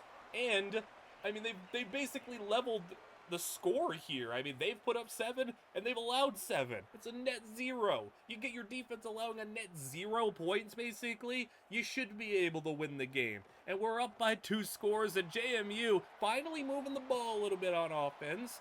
Field goal is going to be at the bare minimum what you need here. You're the Dukes as they'll go play action. And moving, throwing across the right side, and he couldn't reel it in, a little bit behind him. I want to go, let's blitz again. We've blitzed on 3rd down multiple times, both times previously in the 2 drives that got in. Let's try it again. This one could be a run, but they actually throw, and the receiver just not the most optimal way to receive that football. He kind of let himself hesitate a little too much, and you know what, on 4th down, I'm going to change my mind here. Let's blitz again. Let's actually go up and just smother them at the line. Blitz in. They pick it up for a moment, but he got pressured in. Just threw it over the head. 3:40 to play, and we are in a very comfortable position now. Let's see if we can put this one away. Draw. Straight through the middle. Butler has got 4. 3rd down and 5. I mean, if all we do on this drive is push them back and make them use their timeouts, that's okay. They'll go man coverage. And to get rid of... Oh, he had him open. He had the back on the angle. It was a good job, though, to at least give their pass rush enough time to get in there. We'll have to punt it away. We don't end up burning too much time. I don't make them use a single timeout, which is, you know, not ideal. But a nice punt. We'll take that at the 12. Just so happy with what we've seen in these last 2 from the defense. They'll get an open receiver, though.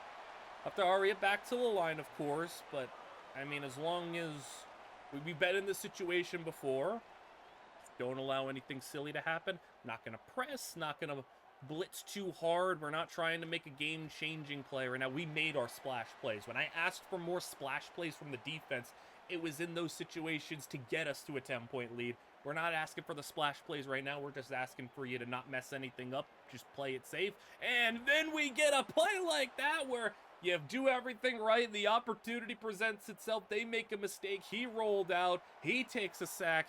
And now we're at the 2-minute warning where it's 3rd down and 15. I mean, we could just... I'm not even going to play off. I'm going to just let it ride here. They got 5 guys out in a pattern.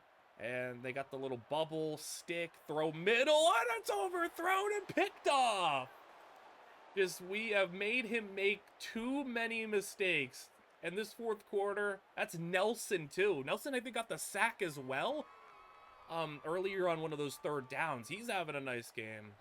Yeah, a pick, 2 tackles for loss, and I think he's got the sack. JMU's out of timeouts now. And we'll go straight through the middle. There goes Martin for the 1st down, and he breaks a good one. That'll be game. Take a knee, and we'll go to 3-3 on the season. 2-0 in the Sun Belt. Nice job from the defense, man. I give them so much credit for what they were able to do today. Keenan Nelson, yeah. I'm fine with that player of the game award, as we'll take I mean, we got outgained on offense, outran, outthrown. Like, but it was, again, those splash plays. That's what I was really, like, harping about, is, like, you can let them throw for all the yards and stuff that they want, but, like, you make a couple of big plays in big moments, you get a pick, you get a scoop and score, you get a sack on third down. We had 3 sacks as a team. You know, you make a couple of plays like that, and that changes everything, no matter how many yards they get. This is brutal, man. We just don't have much to work. And, like, I could probably just farm 1-stars, but, like, what the heck is a 1-star gonna do for us, you know? Like, it's just, they're not gonna help us. So, like, while I could probably get more players easily, I'm not targeting the 3,000th player in the country just to fill out the roster. It's just not gonna do anything. At least I don't think. And we keep it rolling. Arkansas State's the opponent here in the 7th game of the season. And to go potentially 3-0 in the Sun Belt. I mean, if that happens, we could be talking about a conference championship appearance. I don't want to start talking at 2-0. But you got me to 3-0, and maybe I can start to believe here. Let's see how things unfold here. As we, oh my goodness, what the heck happened here? What is 21-0? Just happened in the first quarter. That was ridiculous. All right, 75-yard run by Cameron Brown on the first play of the game. And then intercepted by Keenan Nelson. And then Butler touchdown. And what in the world just happened there? That's a great start. Can we keep it moving, though? 24-10? 31-10? We're just going to... Okay, I was going to say, we're going to dominate them, but now they scored touchdown 31-17, and I said I want the offense to do something this game, and the offense is doing something today. It's 38-17. Okay, I did not expect this against a pretty competent team here, but it's 38-17. We'll kind of feel things out here and see if this one's worth playing out the whole fourth quarter. LaDainian Martin will just get a 2-yarder. We'll have 4th down. But, I mean, we're at the point where it's 21 points. You know, it's right on the fringe of, like, do we want to keep it, like, keep playing throughout the whole thing? If we get a stop here and it's looking like, okay, this isn't going to happen. They have 4 visiting recruits as well. Hey, good on them. I mean, they're pretty poor recruits, but visiting recruits nonetheless. But if we feel like this game is in hand, I guess we'll kind of take it to the end. But I'm really impressed with this team. In a sack? No. Okay, he really could have had that sack. All right, Trey Owens is having himself a horrible game. 2 picks, no touchdowns on the game.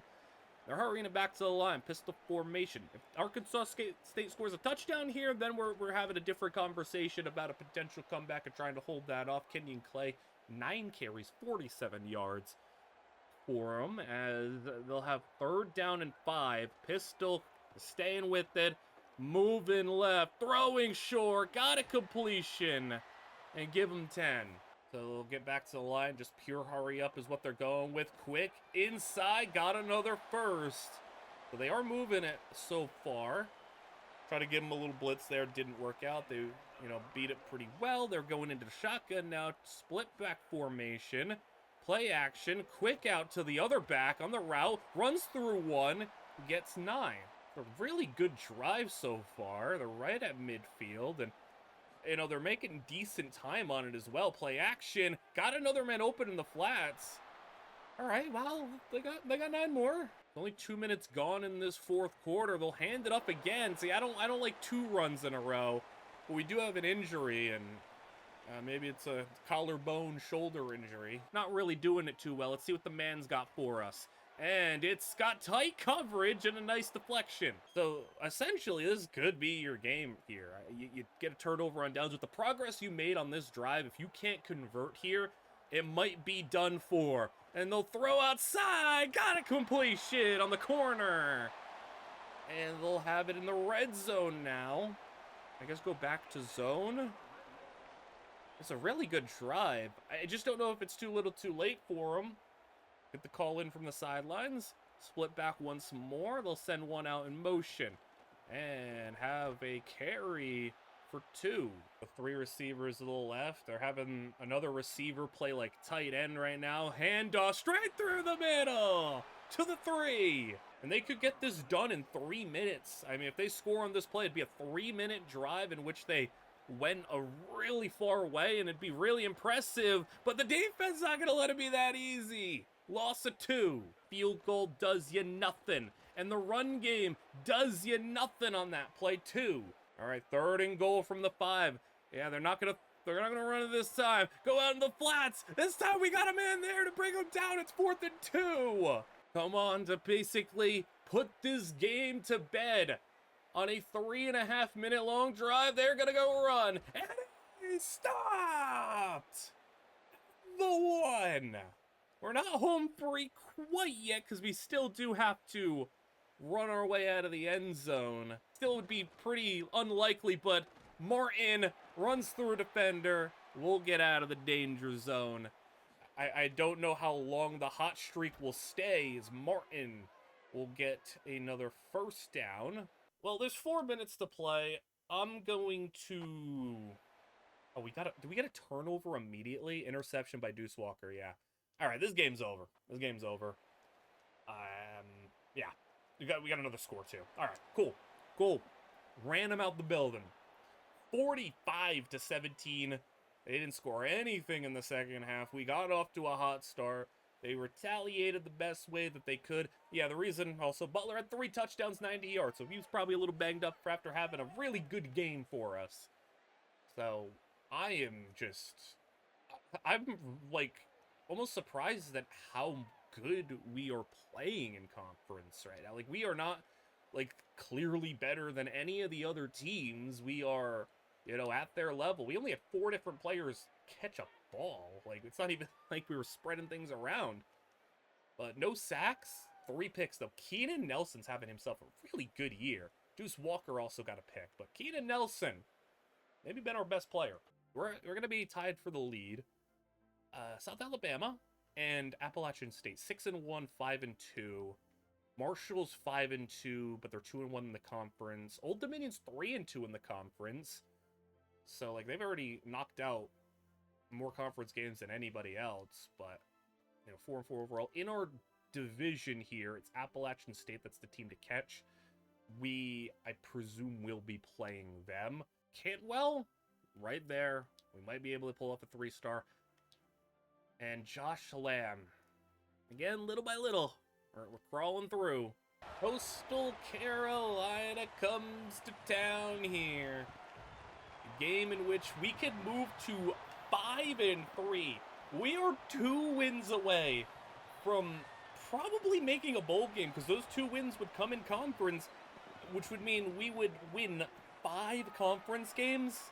I would have to imagine that would give us enough to make a bowl game. If we go 5-3 in conference, all things, put together, we'd probably come 4th, 5th in the conference, but I think that should be enough to get a bowl game, I hope.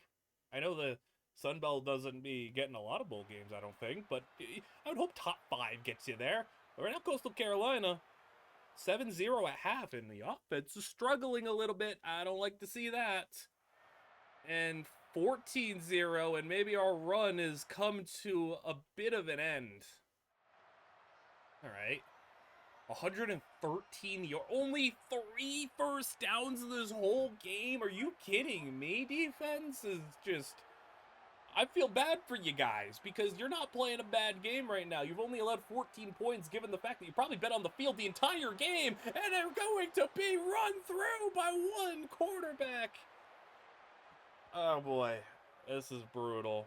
This is brutal. I mean, I'm not really going to blame the defense, even if they allow points. Like, they've been on the field the whole game. Like, that, you can't do that. You can't do that to your defense. You can't only have 3 first downs and expect your defense to still play at a high level. They're probably tired as heck right now. They're probably just on their hands and knees, begging for a break, begging for an ability to sit for a minute, and that's going to be a touchdown, Coastal Carolina! All right, well... I couldn't expect us to dominate the Sun Belt in year 1. It was going to come crashing down at some point. I don't know what happened to the offense in this game. Like, that is a just awful performance, especially with how good we were playing in like the last game. That's a completion for a first down. I guess we just gotta put something together here. I mean, we only have 75 yards pass. That was our 4th first down, and we're averaging 1 first down a quarter. Like, that's inexcusable. As we'll go with a little design rollout, throw on the run. Got a completion with room to run for another first down. We're about to have our entire first down total just in this drive. Our shotgun throwing again. We're probably going to have to throw like the rest of the way. Completed. 3rd and inches. We'll hurry it up here. This is where we can maybe go ground. Just try to sneak in a little first down. I mean, it's just, we got to get a foot basically. So Butler, come on. I'd also like some urgency on the snap. Like, I would like a little bit of urgency. There you go. Butler, first down. Hurry it up again. Under 8 minutes to play. And the snap, the throw. Quick inside. 5 yards. Keep hurrying it up. Now it's your turn to be tired, guys. You've done this to the defense. As we'll step up and fire one into the hands of a defender. That is terrible. I mean, yeah, if you wanted to throw that dig, you could have thrown it, like, right on the cut. But instead you waited, and you waited, and you gave a defender time. I mean, like, that was the only route that was going to have a chance, and you took way too long. I will still play out at least another, like, possession here, just to, like, maybe if we get a 3 and out, is that a false start? That's a false start. If we get a 3 and out, maybe. We'll spread the field, though. Go 5 wide. There's an opportunity here. We gotta play aggressive. We gotta play for one of those big splash plays like that. A sack at the 2-yard line. You get a safety. You get a safety. We're gonna press, and I'm gonna see if they throw the ball to just try to hold them and give us enough time. We're gonna go for the risk, and the run is going to get them out of safety territory if they choose to run again. As I think, if they choose to throw, we can get a safety. But I would imagine they should probably just run it here and not risk it. And they will go quick, incomplete. Okay. I mean, we didn't lose a whole lot of time, and we're going to get good field position. Barring, you know, some crazy pun. We should get the ball, like, midfield. And he'll field it from... Okay, that's actually a pretty dang good pun. And, yeah, we'll get it at the 47. I'll give it this possession. If we don't score a touchdown on this one, it will be game. So we'll play this out. I at least want to give us the benefit of the doubt to give us a chance to not just give up the first time. That is...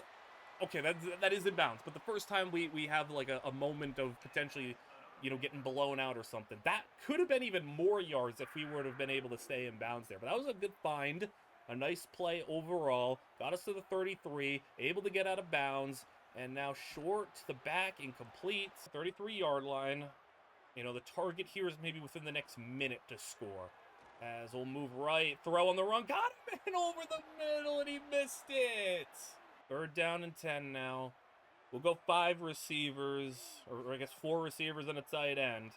And he'll find a zig route over the middle. Got the first. All right, hurry it back up. In the red zone now.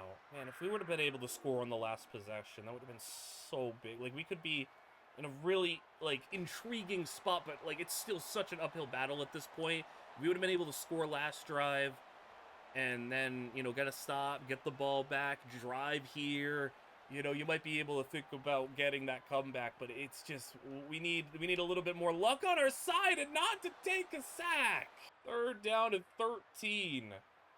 And we're getting past that window of, I said, about 5 minutes to play is when I'd like to score a touchdown. He'll go short, and he's close. 4th and inches. A quick 4th and inches. I'm going to just have him run. Just have him run. Just go straight through the middle. Get that first down and keep it moving. As they'll run. First down. And we'll go 1st and goal at the 9. Try to finally get on the board. I mean, I don't want to get shut out either. Like, that'd be disgusting. Slant incomplete. 9 yards out on 2nd and goal. Got something here. As they'll throw in the end zone. Had maybe a chance there. You needed a really high level throw to make that happen. 3rd down and goal. We got You know, 4-down territory, of course, you don't need to go straight for the end zone. If you want to set up for something a little bit better, he does. Breaks a tackle, and we'll have it 4th down and goal from the 5. You wanted to get 4 extra yards to give yourselves a little bit maybe better of a chance here. 4 minutes to play in the game on the line. They'll send the he. They'll put it up, and it's incomplete. That'll be game. All right, that's a really ugly loss. And we don't end up getting shut out, but we do lose by 21, so that's a really ugly loss. I mean, it just all kind of fell right back apart. I mean, I was still happy with, like, the fact that we were able to win the first 3 games in the Sun Belt, and it looked like we could be, like, one of the best teams, but it's like, yeah, you do kind of realize, like, this team is still, you know, there's a reason that we're taking them over. They're not ready to be a great team, even at the Sun Belt level, maybe. The issue is we play Appalachian State, who's 4-0 in the conference. If you're thinking about a conference championship appearance, you have to beat Appalachian State. You just have to. If they win this game, I mean, the East is basically going to be theirs. Cantwell is top 5, and we have the lead on him. We'll throw a nice 20 at him. This could be like our big get. But Auburn's actually putting a scholarship. Auburn, you bums, man. Why? Why is Auburn putting a scholarship on him? That's so annoying. For Kristen Pitts, I'll give him the 5. I'm fine giving him 5. Stanzi, we got into the top 5 on him. Okay. I need another 10 points. I think I need to give Cantwell the 40. That's probably going to have to be where we go. Bess is looking good. You can argue this is the best team in all of the Sun Belt this season. 7-1 Appalachian State, looking for a 5-0 start in the Sun Belt and to cruise to a conference championship. Meanwhile, we are 2nd in the division and a chance to not only beat this team, but we would, at least for the moment, have equal footing with them in the record department and the tiebreaker. This is a massive game. This game means everything if we want to make a Sun Belt Conference title game. 7-0 us, 7-7 tie, 14-7 App State, but we are driving, it looks like. And we finish off with a score 14-14, 21-14, 21-17, 24-17, and a halftime score leads it to being an Appalachian State 7-point lead. And let's go to this 4th quarter. Can we keep it? No, we can't keep level. Okay. I was like, can we keep it level for at least a 1-score game going into the 4th? No, 27-17, and App State has the ball, and they're at the 27. How are we even that close? They have over double our yards on offense. So the defense isn't doing good. The offense is doing pretty whatever, but it's the defense having a struggle, and a nice run for Lewis, who's nearing 100. I think it's a tough draw after, like, our ugliest loss of the season, I feel like, to then go up against, like, the best team we could face in the conference. There's a real chance that things can start to spiral in a bad way for us. Singleton's got 82 yards rushing on 6 carries, so both quarterback and running back combining for about 160 plus on the game, as they'll go handoff, and he's got a lot of room. Goal to go. He's at 100 now, and they are just 2 yards away from taking a 17-point lead. We need to hold them out of the end zone, but we're not going to be able to do that. And Appalachian State could be cruising to an 8-1 record. And I mean, at that point for Appalachian State, if they're able to run the table here, you could be thinking about 11-1, a chance at being a top 25 team, and maybe a chance of being that 12 seed in the college football playoffs. That is what's on the line. Did that just say a 100-yard drive for them? Did we just let them go, what do you mean 100 yards? We'll field it out at the goal line. Can we go 100 yards? No, we went 18. Well, if we're going to have a chance in this, we need to score now. As the throw from Brown is, they'll step up, throw. I mean, you could just ran. I think you should just ran that one. Tried to do a little too much there. Like, it's okay to be a little selfish. Keep the ball. Run for 10 to 15 yards. You would have been able to get a first down, I feel like, pretty easily. There's Brown now out in the flats, and that almost got jumped. It was almost a pick six. 4-down territory, of course. I mean, even if you're this far back, you're down 3 scores. You need to get the ball down to somebody. There you go. You make a play. Hurry it back. Well, no hurry up, I guess, for us. As from the 34. You just need a couple of big plays. Brown, I mean, he got the completion, but again, like, I don't feel like you needed to do that. You could have ran.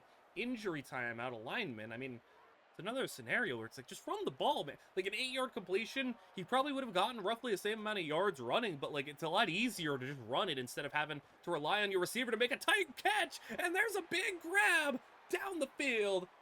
That's a nice throw from Cam Brown as well. We don't have a lot in this formation to work with, but we'll work with what we got.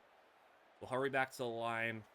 Again, we're kind of putting ourselves on like a deadline here. Maybe if you score before 6.5 minutes, get us down there. Outside, would have liked you to get out of bounds maybe, but he got 6 yards. We can't be too picky here. We'll take what we can get. And again, can't be too picky when we're hurrying up here. We'll take what we can get. Try to get things in as fast as possible. As we'll snap, throw. And with man coverage, they'll find a bit of separation to the 3. All right, guys, come on. If we can pull off a 17-point comeback against App State, that would be a pretty incredible feat in year 1. As Brown keeps touchdown, Georgia State.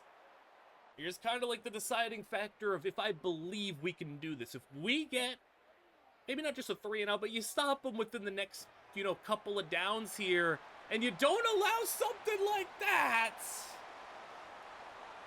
Oh, my God. First play of the drive, they go for 20+. It's this drive on defense that gives you the hope. If you get the stop, if you give yourself maybe 4, 5, at least 4 minutes, but, hopefully 5.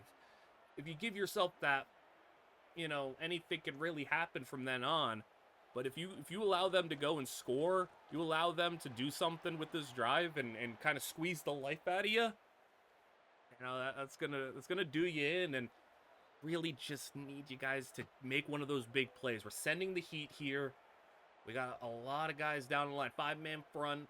We're going to send a linebacker down. We're going to try to rush more than they can block, and there's one of those big plays. Loss of 4 of the jet pass. Spy here, make sure the quarterback does not get out on the move. He's got over 80 yards rushing already today, and he might look to run again. And this is that area. We could get the ball back with 5 minutes to go. So come on, we'll swing on out. Just make the tackle, and we do, and that's going to give us just about 5. They'll probably punt it at the 5-minute mark, roughly. Yep, right at 5 minutes. That is right on schedule. And it's a solid punt to the 9.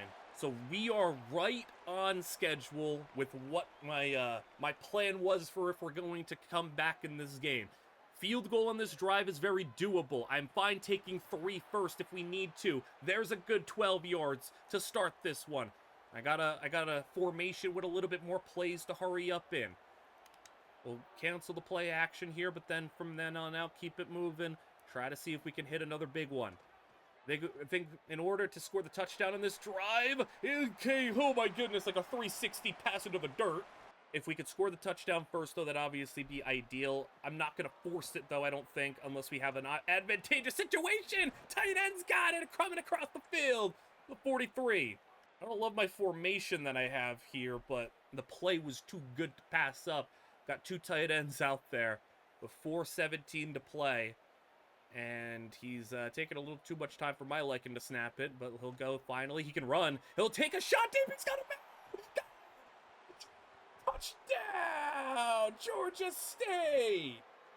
Caught him over the top. And Appalachian State is in some trouble now. Derek Avery. And a good throw as well. Got to give him credit for putting that one on the money, being able to make sure he can catch it in stride and go all the way. 4 minutes to play. You want to talk about ahead of schedule now? We are well ahead of schedule. We're not just on it. We are ahead. because we got all of our timeouts. We got 4 minutes. We can just not allow a big play like that. No, come on, bring them down. All right. Still, breathe. They can get a field goal. That would still keep it a one-score game. We just can't let them get in the end zone. As we'll run for broken tackle. Solid run for 4. They're in that area where I don't even know if they can get it. They can only get like 2 more first downs on this drive without scoring a touchdown, I think. So kind of it's in that area where either they score a touchdown or we're going to get a chance in this one. They'll get a first. 2:30 to go. They're spreading the field here. Are they going to throw? No, they won't, but we get them down on the draw. We'll let it go to the 2-minute warning. This is what's on the line right now. The whole season can change here for both teams. Everything. This is the biggest moment of the season, guys. You come in, make a tackle, we'll burn a timeout. So they actually can feasibly get another first down. It would outright end it, but it would kind of be like one of those things where we could get the ball back with like 30 seconds, but that wouldn't be ideal.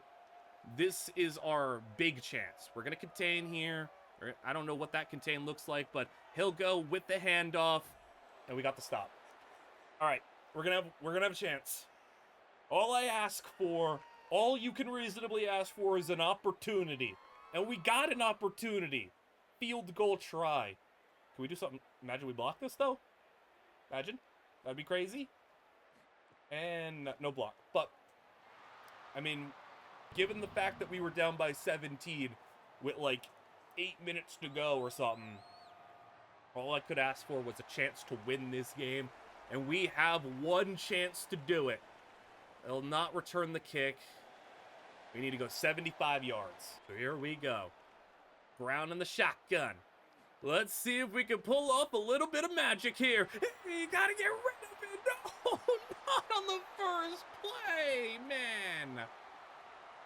First play sack. And now hurrying it back to the line. You had to just get rid of it at least. Fine with the incompletion. Now 21 yards to go. Can we hit that one down the middle? He's got to bail. Get rid of it. Oh my God. All of a sudden, Appalachia State's got monsters in the pass rushing game. It's 3rd and 21. You don't need all 21 on this play. Give me 10. And he loses more yards. What is going on all of a sudden?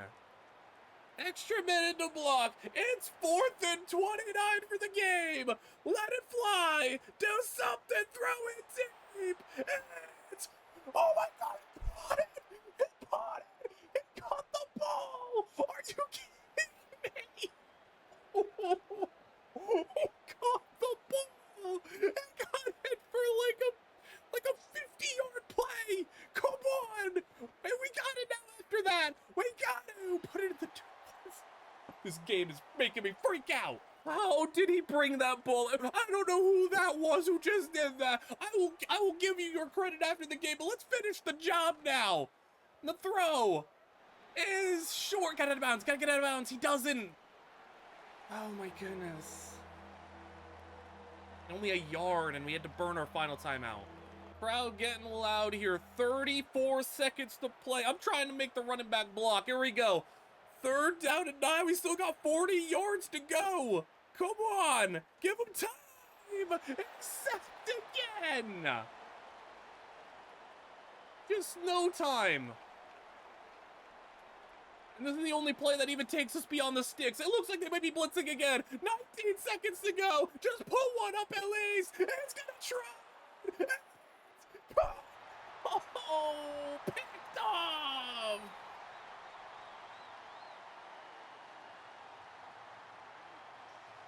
I can't even, man. What a game, though. Like, what a game. Oh, man, that was just insane. That was a heck of a game, but my goodness, man, what? The pass, like, I was putting extra players into block and everything, and they just wrecked us in that final drive. Like, we got sacked like 3 times. What the heck happened on that fourth down play was incredible, by the way. Derek Avery, 52 yards on one of the like wildest plays. Send everybody deep, just gotta put it up. And in like that is insane. I want to like look to just see like was there a missed opportunity somewhere?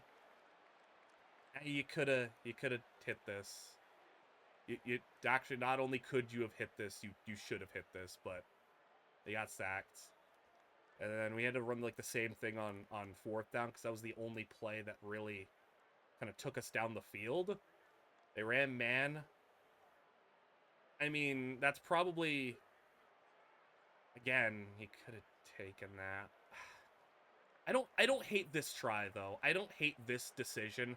It's just the decisions before that were a little questionable. Like, that could have been better. A 1-yarder to make us lose our final timeout. Stacked a couple of times.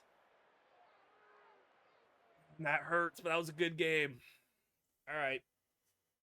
Looks like Appalachian State, barring a collapse, is probably going to be the team to represent the Sun Belt. From what I've seen, we came out of the game with some injuries. I seen 2. Oh, yeah, he's gone.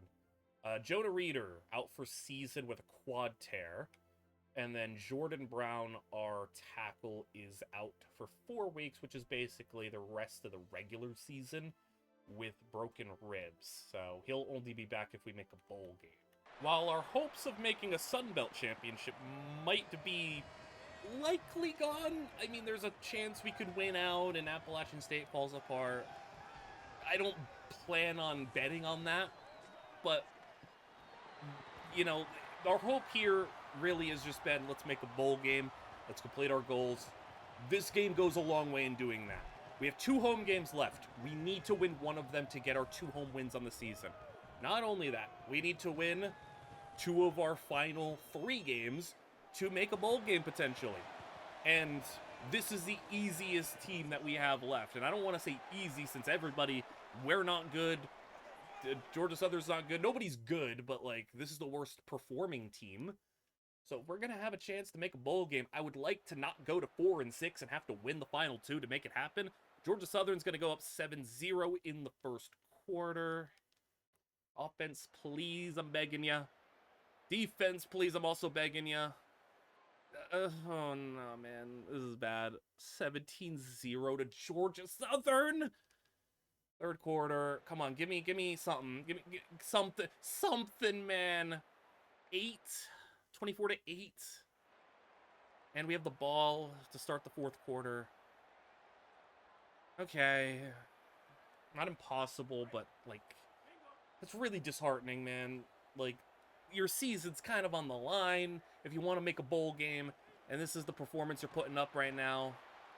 Lose yards. I mean, we've barely been able to even run the ball in these games because, like, our run game hasn't even been good, and we've been just now down 17 to App State, down to Coastal Carolina, down multiple scores to Georgia Southern, and Brown running. There you go. Finally a scramble. I need to see more of that when you don't have options. Run, please. Scramble if you gotta. I'm playing this as if it's a 3-score game because we have to get 2 2-point conversions. I think it's better to just, you know, make up the time now for just in case you miss the 2-point conversions. As Brown will move, throw. You better hit that. And he does. Okay, I was about to say, if you were going to make that throw and pass up the run, you better hit that, and he did. Find a way to just hit another big play maybe. Brown moves, throws on the run. The line's doing a good job giving us time. So that's why we're able to have these routes get extended and make a little bit of a backyard football happen here. 14 yards in the red zone now. Just find the end zone here. You give me a little bit of hope. You give me a little bit of hope here. You can snap the ball at any moment. Your urgency isn't very urgent. As he'll throw middle, that was close. I mean, that was really tight.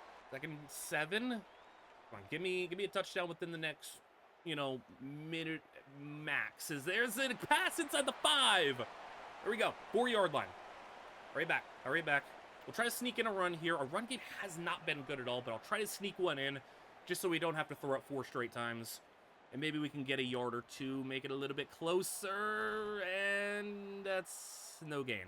The hope is that I'm actually not really loving this play call. I was hoping they were going to run zone.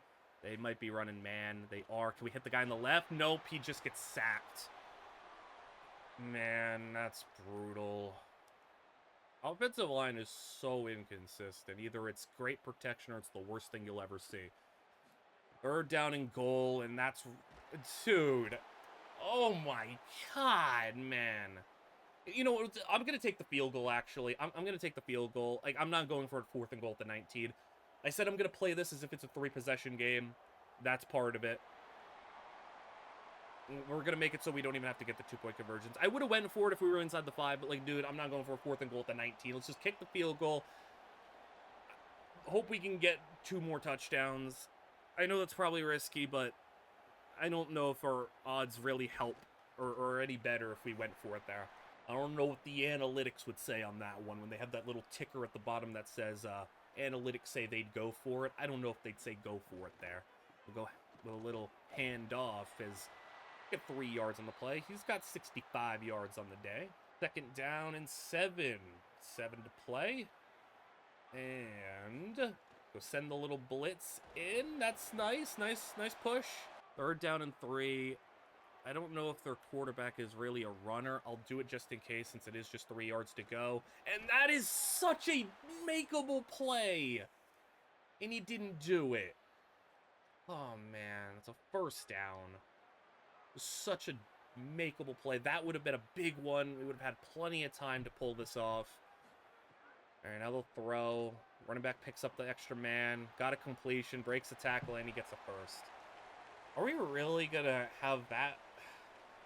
Are we really going to lose, like, the rest of the way? I thought we were doing so well at the, like, 7 games in. My confidence was pretty decent. As they go as a screen, he breaks the tackle. If he was a bit quicker, maybe could have jumped that one and taken it back. Like, I also just, even if we're not going to make a bowl game, I'd like to get our goal. I'd like to get those NIL points so we can, you know, have a little bit more. You know, the amount of NIL points, that's like one whole player right there from the transfer portal, potentially. It's not an insignificant amount. Moving right. Throw it outside. Thank you for knocking that out. Okay. We'll get the ball back with 5 to play. Well, a position that we've been in for the last couple of games is just down by multiple scores and having to just chuck the ball all around the field and hope we can make some plays. Dropping back in his own end zone. This dude cannot stop getting sacked. This dude is just annoying because he just takes so many sacks and he just doesn't make good decisions. Like, and he's had good games and good plays, but like then he just has those frustrating ones. It's like you're standing in your own end zone. Why are you doing that? Like, have an internal clock or have some sort of awareness of where you are on the field. Understand the situation and get rid of the ball. I'd rather you force it into coverage than just take a safety. That's like the most frustrating outcome, is to just take a safety. I mean, it's still a 2-score game. They're not really doing a whole lot to, like, scare us. They're just playing it safe, throwing screens, but we get off the field here. I suppose it's not impossible to pull this off. And a throw, and that's a 1st down. 6 yards to go. Clock runs down as we come in with a hit and another completion. Dude. Like, again, another 3rd down conversion. Like, the most annoying possible scenarios just keep hitting. It looks like we're going to lose this game. And keep it 1st down. Like, I didn't even bother burning my timeouts. That's how you know it's bad. I knew we weren't even going to get a stop, man. I just knew it. Like, dude, they score a touchdown. Oh, my God. We're 4-6, man. That's an ugly one. That's probably the most annoying loss that we've had. Like, so close against App State, so close against UCF even, and that just hits us. Like, oh my goodness. I mean, Brown, you look at the stats on paper, like, no picks. He doesn't turn it over a lot. Like, I guess that's something. Like, he doesn't, like, throw, like, 1 billion interceptions. It's just eat sacks. 3 sacks, but, like, all 3 of those sacks were just brutal ones. I don't know if benching him really does anything for us. Because the guy we have at the on the bench, we have 2 freshmen, and then I think we have like another senior. I mean, I suppose I could try it. But he's like way worse. He's like way worse. Unless we want to give Hakeem Crandall a try. But like, yeah, I mean, this dude, I don't even know, dude, a noodle arm too. Like, he's got the strongest arm.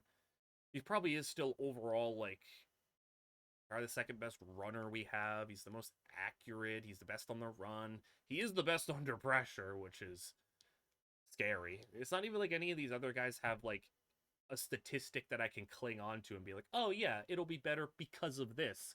Like, he's just worse across the board. This dude can just run better, but he's a pure runner. And he's got, like, no ability to throw the ball.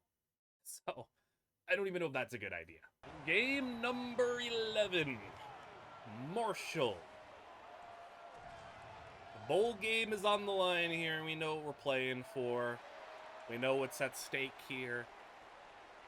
Can we get a 5th win of the season and jump up in the conference, potentially put ourselves in a win and into a bowl game situation? 7-0 first quarter. Like, I don't want to end on such an ugly losing streak. 10-0. Like, why, man? Why is the offense doing this, man? Why? 10-3. It's disgusting. And we'll get 10-6. All right. The defense is holding strong, though. 10-6 is your score, and we have the ball. We're in a spot where we can actually run it. Hey, remember Xavier Butler? He's a pretty nice player. We can actually use him now. I don't like abandoning the run game completely, but like, hey, we have to when we're down multiple scores in the 4th quarter. Let's run the ball. See what we got here, Butler. Nothing. 12 carries for 81 yards, though. He's having a nice day. Beg you, Brown, please, do good. Do something. I know you're on your way. Do you want to end your college career like this, man? Do you want to end it like that? Oh my god. I guess he does. What? You know what? How's he doing? Actually, it depends on how he's doing this game. If he's doing fine, I'll keep him. If it's not really his fault, I'll keep him. It's his fault. We're benching. So, who's the only player on our bench that gives us something? It's Hakeem Crandall. He at least is fast. It's something. He's a pure runner who has no ability to throw, but it doesn't really feel like Brown can throw the ball either. So we'll just put the guy in who can move a bit better, as Marshall runs for a first down right to midfield. And also, Crandall will be making, I guess, a potential bid to be this team's quarterback next year since he is a freshman. If he looks good, then that's something for us to think about. And they'll run for 3 yards on the draw. But, like, you know, the other two, the backup quarterback, the reason I don't want to put the number 2 guy in is he's also a senior. That does nothing really for us, like, long term. Even if he's maybe slightly better, it's like, it's not a difference to where I'm sitting there saying, like, oh, we got our QB potentially. Crandall at least is a freshman. I could put some stock into him maybe next year. Maybe he gets a little bit better. Maybe he can develop a bit. I got no stock in the backup guy who's also a senior. That's a good play by the defense, though, to get off the field. And we're going to get to see a freshman quarterback come in to try to save this season. So, of course, the thing with this dude, Crandall, is going to be option offense. Let's see if we can run the ball with him. I'm still comfortable running the ball here as they'll go handoff for nothing. Maybe he could have kept that one. I'm scared to let him throw, but eventually we got to do that. So let's see what he's got. Let's see what he can do. Your arm is weak. You're not accurate, but you can move. Can you at least give us something, though? Give us some explosive play. Give us some... Don't take a sack immediately. He'll scramble. At least he can scramble. There we go. That's something we at least want to see. That was the frustrating thing with Brown, is he just wouldn't scramble when he should sometimes. Go a little motion, and he'll hand it out to the receiver. All right, 6 yards. We got Butler back in the backfield to take this carry on 2nd and 4. Hand off. We're not doing too much in the run game, though, with Butler. Depending on what we get here on 3rd down, I might even think about 4th down and potentially going for it, but let's not give me that decision to make. Let's just get it here. Drop, throw, quick, and got it for the first down. I thought he might have dropped that for a second. But good, decisive play. It's another thing we look for. Maybe just quicker decision-making. Maybe Crandall could be something for us. I'm at least encouraged by what I'm seeing. It's a bit different here. Run for Butler. 6 yard. Check LaDainian Martin in the game to get a carry. Butler's at 15. I don't want to give him like 20 carries. He's not a 20 carry running back. So let's give Martin the ball. And Martin shoots through the middle. I feel like every time Martin comes in the game, for as little as he touches the ball sometimes, he's got 11 carries today, but for as little as he touches the ball, like, I see him just, like, have that little spark plug type of energy that I like. I see the burst with Martin, at least, whereas Butler just seems kind of very steady. I like the upside that Martin gives us. So that's, like, the encouraging sign of this offense is the running game, as they'll throw short, slips. Ah, man, he slipped. Let's try something here. Triple option, Martin and Butler. This has been a nice drive so far. I mean, we are, I don't know, like almost 40 yards on the drive. Flip it out. There you go. We got a lot of space. First down and more. And get it to the 25. That's Butler for 100 yards on the game. Playing things very conservative with him. He's only thrown it 2 times, both of them just short passes. So, like, I don't want to, like, you know, put him in a bad situation, but the run game's doing so well right now, and Butler's got another 10. You know, all that matters, though, is we can finish it off. The drive's been amazing, but, like, we gotta finish the job. Handoff, no, he keeps it, and Cantrell gets the first down at the 13. Maybe the shift is a good idea. Maybe this is the foundation, the identity. I wanted to run the ball more. It's just we've been losing by so much in these games. Cantrell Caper, he's got 6. Like, that's the reason I haven't been running as much as I would like. It's just, it's hard when you're down 17 to App State, and hard when you're down 21-0 against Coastal. Definitely 4-down territory. I'm not really interested in kicking the field goal here to go down by 1. We've already taken a lot of time on this drive. We gotta cash it in. And the handoff, he's close. It's 4th and inches. Oh, man. We're going to go Butler deep back with Martin in the fullback slot, fullback dive. We just need literally a singular inch. Please don't let this drive go up in waste. As Martin, touchdown! LaDainian Martin. What a drive from the ground game. That was just a completely different than what we've seen in the past couple of games. I mean, we're just trying to do what we can to win, and if that's got to be how we do it, then it is what it is. I mean, we were playing to the strengths of our scenario and our situation, but Marshall, they got a quarterback who can move too. And a first down carry. I mean, our defense should be pretty well rested right now. They just had to sit back and watch all that unfold. 2 minutes to go to hold on here, and a field goal would be, you know, the most. I don't want to have to go into a 2-minute passing drill with this team. This team definitely seems like it's going to be a run team that is going to be where they're going to thrive. Let's just not allow any of the big plays to happen. At 3rd down and 5, I'm like stressing out right now, man. Like I do want to make a bowl game in year 1.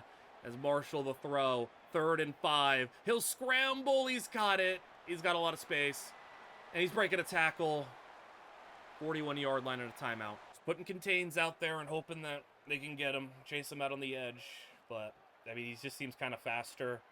As he'll step up, throw it down the field, and he caught that ball. How did he catch that, man? Oh, my goodness, that is ridiculous.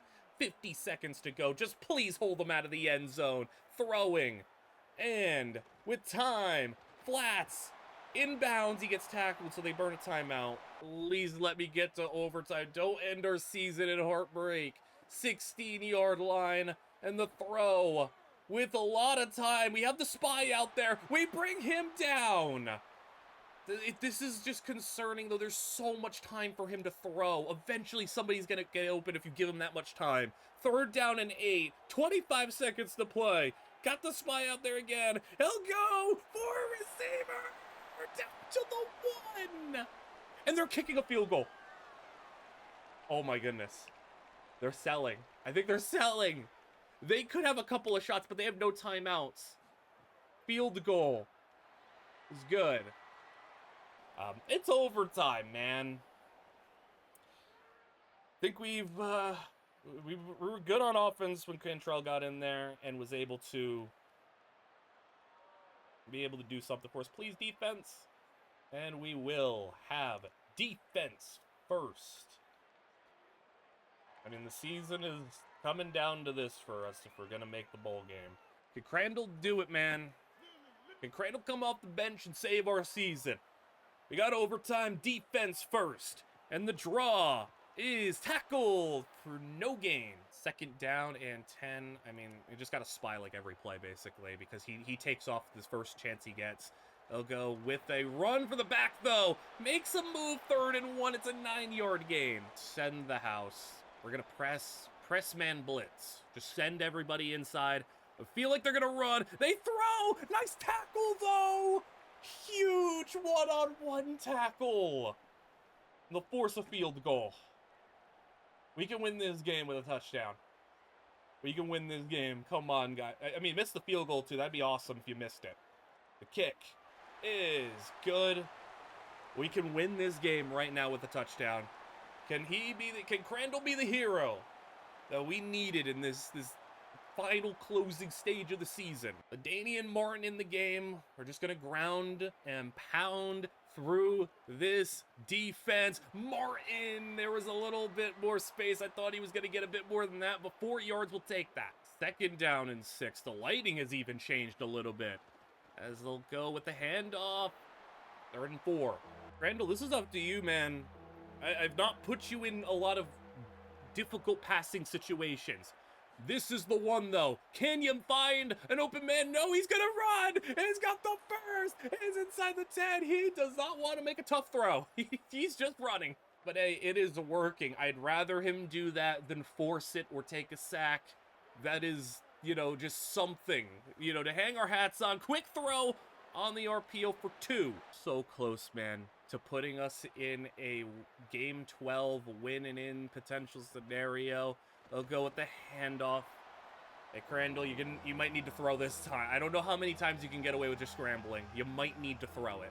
Right, man, are you going to throw it this time? 3rd down and goal. Send a man in motion. Crandall the throw. He is hit. Oh, man. If you throw that right on time. I don't even think he looked, though. He's looking over here. I mean, that is pretty open. I don't know if he would have scored, but that's the one. You hit that, it's game. We'll kick it. If it was a little bit closer, I would consider going for it, but 7 yards, we'll kick it. 7 yards for a quarterback who still hasn't even made a convincingly great pass yet. Let's kick the field goal and head to double overtime, where we got to go first this time.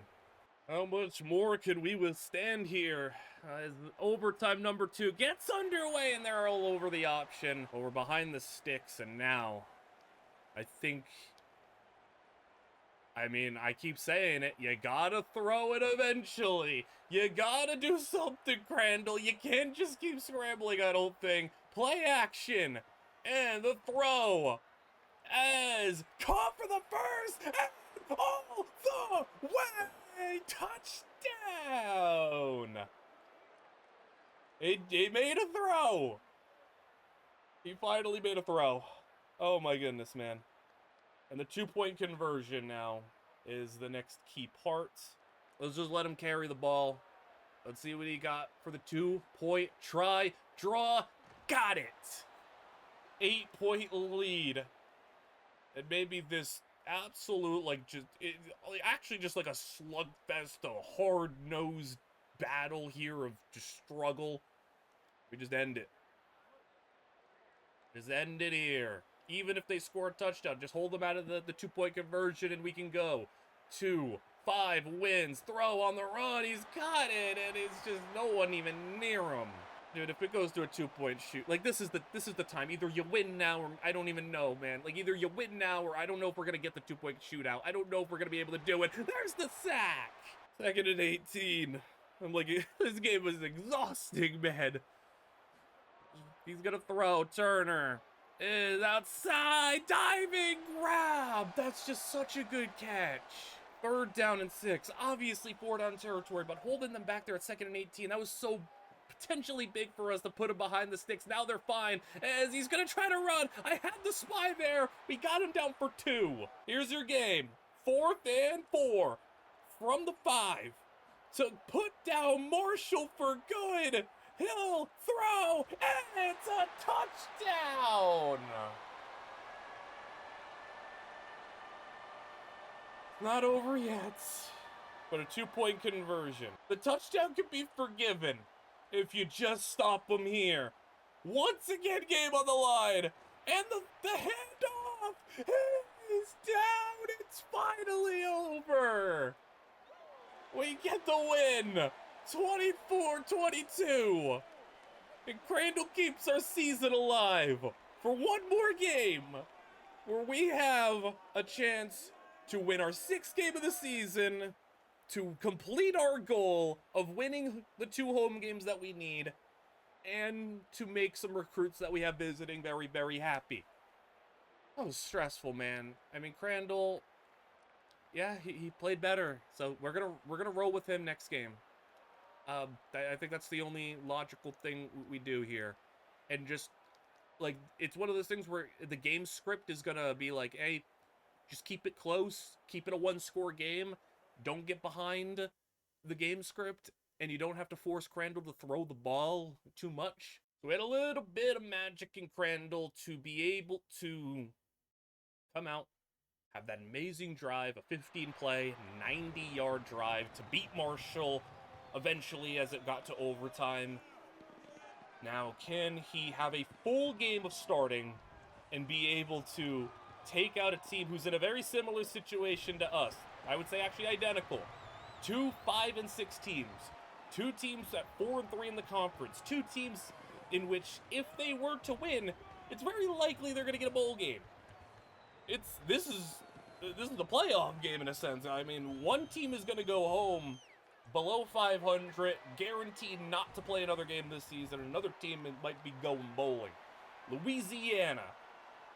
Can we do it, man? I want a bowl game. I want a 500 record. 7-0, 7-7, 14-7, 14-10. All right, we're down, but 10 points is encouraging. Can the defense help us out, though?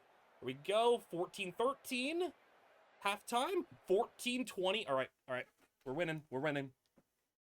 Let's just hold it. Let's hold it together. Defense. No, 21-20, but we score. We missed the 2-point conversion, and then Louisiana gets a field goal. It is 24-26. We're winning, though. How is Crandall doing throwing the ball? Okay. That's not bad. He's got a pick, but that's not bad. He's throwing the ball better than I could have hoped. We're being outgained on offense by about 100 yards, though. We haven't put up a lot of yards, but we got the points on the board, which is important.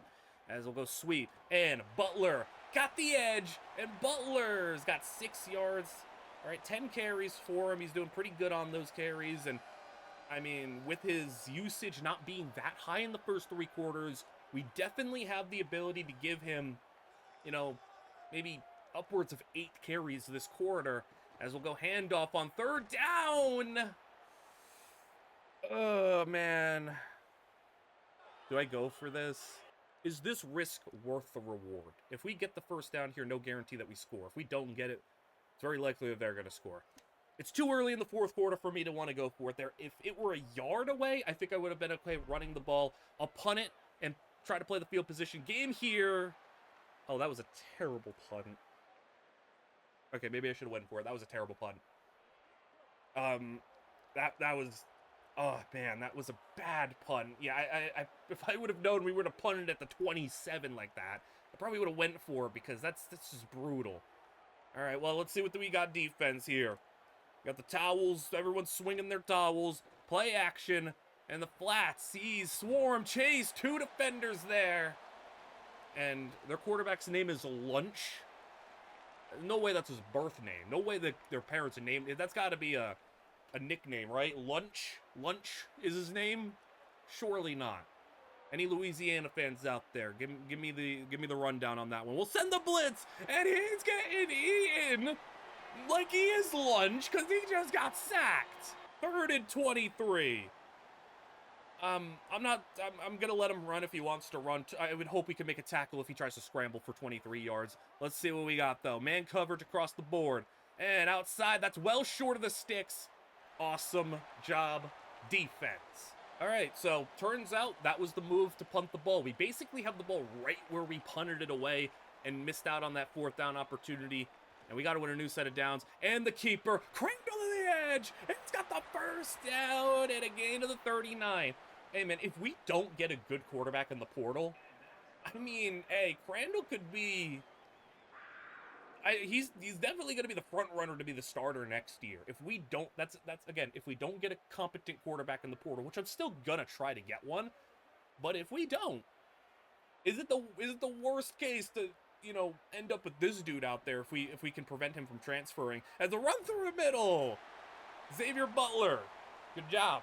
Man, if we were able to score a touchdown on this drive, what it would do to score a touchdown on this drive. Go bubble screen, outside for the completion. We'll get a little Adanian in there. He's up to a 77 overall, so he's already jumped up another overall, which is good. He's progressing pretty nicely already in the like the regular season stuff. And LaDainian Morton makes a move, got a 1st down. Get Butler back in. Let's spread things out, get the receivers to the left, but let's keep on running the ball. We'll go with Butler. Oh, that space! And a touchdown! Xavier Butler! The run game, man. It's so much better. Hey, if there was anybody like screaming at me, hey, bench your quarterback. Hey, I eventually did it, and hey, it's working out right now. We make a quarterback move, and it's not even that he's doing anything crazy. It's just he's not messing up. He's not taking sacks. And he's allowing us to run the ball, which is, it's crazy because he, like, again, he's not doing anything, like, fancy. He's not doing anything wild. He's not, I don't even know if he's good yet. He's just existing, and that's all we need is somebody who could just do what we ask of him and not mess up. He is in that backup quarterback, kind of that mobile backup role where it's just like, doesn't have a strong arm. He's not going to make a lot of explosive throws, but hey, he's not messing stuff up. And on 3rd down, hey, we are doing good stuff on defense, and this could be it right now. I mean, we're up by 2 scores, and it's 4th and 14 with under 5 to go. If Louisiana can't get this, this could be done. Is this gonna roll? He's gonna run, catch him, and he's not gonna get it. That's our ball, man. We could maybe put an end to this and get that 6th win. Have LaDainian Martin in the game now. As just getting a healthy rotation for both these backs, and Martin to the edge is gonna get nothing on the play. Martin is like fully like healthy, good to go, no wear and tear on him. Butler has a little bit, so I'm rolling with Martin right now as we are running some clock now with Martin. Straight through the middle. That'll be 4 yards. 3rd down and 6. As we'll stay in the pistol formation from the 22. It's a play action rollout. Crandall throws for the touchdown. He's playing. Okay, that was really well done. Now here's the way if we get this 2-point conversion here, we can get out of here with the win, because that would make it a 3-score game with 3 minutes to play. And we get this 2-point conversion, we can mark it down as a win officially. Crandall to throw, slant, got it. That's gonna be a win. Oh my goodness, man. We have really changed things up here. It's just like crazy how much things changed once we just got a different person in the room, in the huddle. We're gonna get a stop. We're gonna win the game. And after a very like hot and cold season, we're gonna get to 6 wins. It's a very, like I said, hot and cold. You know, we obviously we're going to be cold in the first part where we had the non-conference against better opponents, you know, in Texas Tech and UCF. But then we go 3 straight wins, and we go couple straight losses. Then we get to a desperation point and say, you know what? Let's get a new guy in there. And hey, Crandall does his thing. And he goes and throws 192, 2 touchdowns, and a 70% completion percentage. The sacks do make his rushing production look a little worse, but LaDainian Martin, pretty solid when he got the ball, and Xavier Butler was really good. And I think it's helped Xavier Butler as well. You know, he had a hot start to the season, and he kind of cooled off. Part of that was down to, like, the deficits that we were going in. We were just getting behind our game script and not being able to run the ball the way we wanted to. But now that we kind of got back into that rhythm, we're running the ball, him, LaDainian. I mean, I'm a little disappointed that we can't get LaDainian even more carries. Like, he's been really good for us. And we got to commit. Hey, Jaquez Waiters commits. Drew Cantwell, we got a 3-star player. All right, cool. We got a 3-star. Josh Lamb also commits. And is that going to be like number 3 or 4? Number 3 overall. That should mean a bowl game. 3 overall, we should make a bowl game. I don't know if we'll get any other news along the way. Maybe somebody will, like, full commit. Verbally, Tavares Bess, and that's all. Commit. Verbally for Darren Sharp, and verbally for Trayvon Sullivan. Hard commit, we got a 3-star. It's quite the milestone for us. We got a 3-star prospect to come on in. I mean, hey, that's it was a lot for us to just go in together. We had to fight Auburn on them. See what's going on here. So Appalachian State actually lost to South Alabama in the conference championship. All right, and Alabama loses to Ole Miss. Penn State goes down to Ohio State. It's Chambliss. All right, cool. All right, I don't think we're gonna have any award winners or anything like that. I mean, we'll see. Chambliss, yeah, nice season from him. Ole Miss did their thing, and we get a bowl game. We'll be taking on Miami University in the Veterans Bowl. Salute to Veterans Bowl. Cool. We got a bowl game. That's what matters.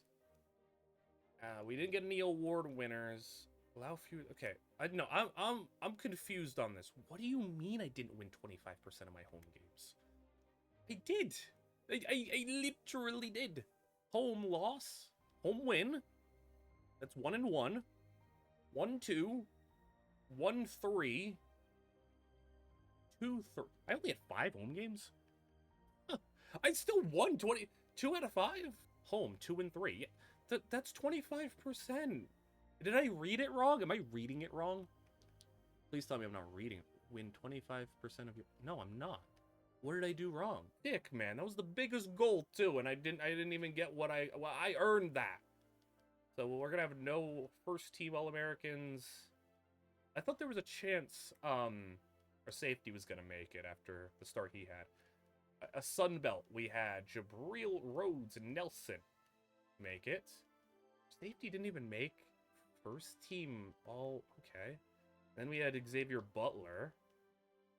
And then Tyson McCray. Our safety didn't make any even conference All-American. I know he missed like 2 games, but dang. But he was still really good. Higher staff. So we have no offensive or defensive coordinator. I mean, level 13. Surely you got like a little something here. You have nothing? What do you do? How are you level 13? What have you done? Please tell me these dudes actually like, exist. Like, they use their points or something. Do these people not, like... Oh, my goodness. Well, how are you level 10? Where are all your points at? What did you do to them? What did you do with them? So you're just... level 10 for no reason? What? These people are useless. Is it just motivated? Am I missing something? So all of these people literally have nothing? What? So what's even the point of these guys? Is this like a visual bug? I don't know. I don't be hiring these people to know. Like, they have nothing? It is a matchup against a 7-5 Miami, Ohio, in the Salute to Veterans Bowl. I'm happy to be here. I'm happy to be participating in a bowl game because, hey, after a 1-11 season, for me to take over and to get us here, I think that's got to be an overall success, especially since our expectation. I said at the start, they're bowl hopeful. I wasn't. I was expecting to maybe win, 4 games, but I obviously like the high end was like, hey, we get to a bowl game, that'd be pretty nice. That could help us out a lot. Hey, well, we got a bowl game. Now, if we win this bowl game, 7 wins on the season. I know we have a minus 33-point differential. I know we are struggling our way to a bowl game. I know we're in a bottom barrel conference, but hey, 7 wins is such a win for us. It's a very low scoring game. 10-7, 13-7. We're gonna have the lead in the fourth quarter of this bowl game. Let's see if we can pull off a bowl victory, 3 wins in a row, and a 7th win on the season. I mean, hey, the most games this school has ever won in a year is 8. This team only has a couple of bowl wins on their resume ever. So this would literally be like the second most successful season this school has maybe ever had if we win this game.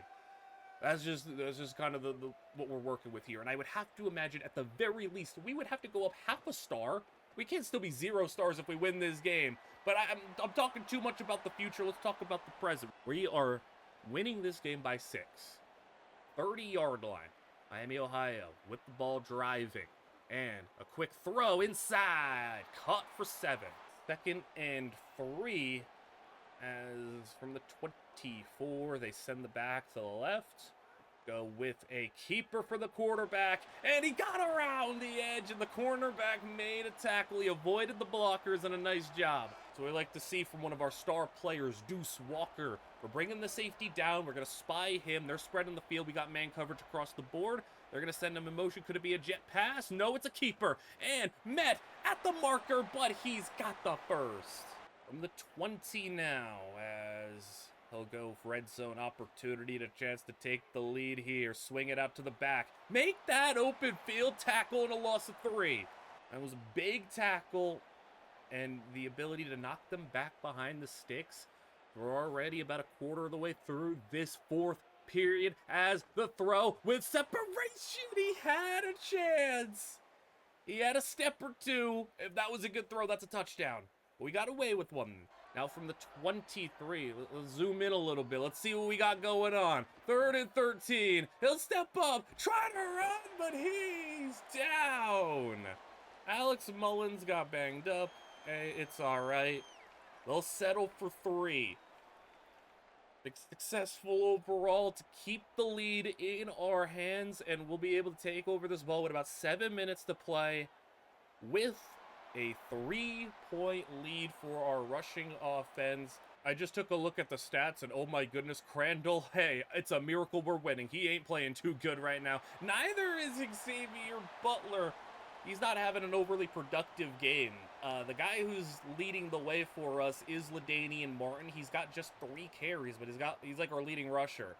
So, hey, if he's the hot hand right now on a couple of carries, then I guess let him take over a little bit. Also, Butler, a little bit of wear and tear on him. Oh, that's a face mask! Give us 15. That's a brutal mistake. That would have been 3rd and long for us. We'll take the 15, though, and move ahead to the 38. All right, I was a little stupid there. I took a little too long looking at the wear and tear. I had to burn a timeout. It's okay, though. It's okay. It's okay. It's okay. Let's throw it here. I don't throw on 1st down with Crandall like ever, so let's do it. Let's see what we got. Crandall, middle! That's going to be caught for the 1st down. And Crandall, I mean, the stats don't look awful, but he's like a 30 completion percentage right now.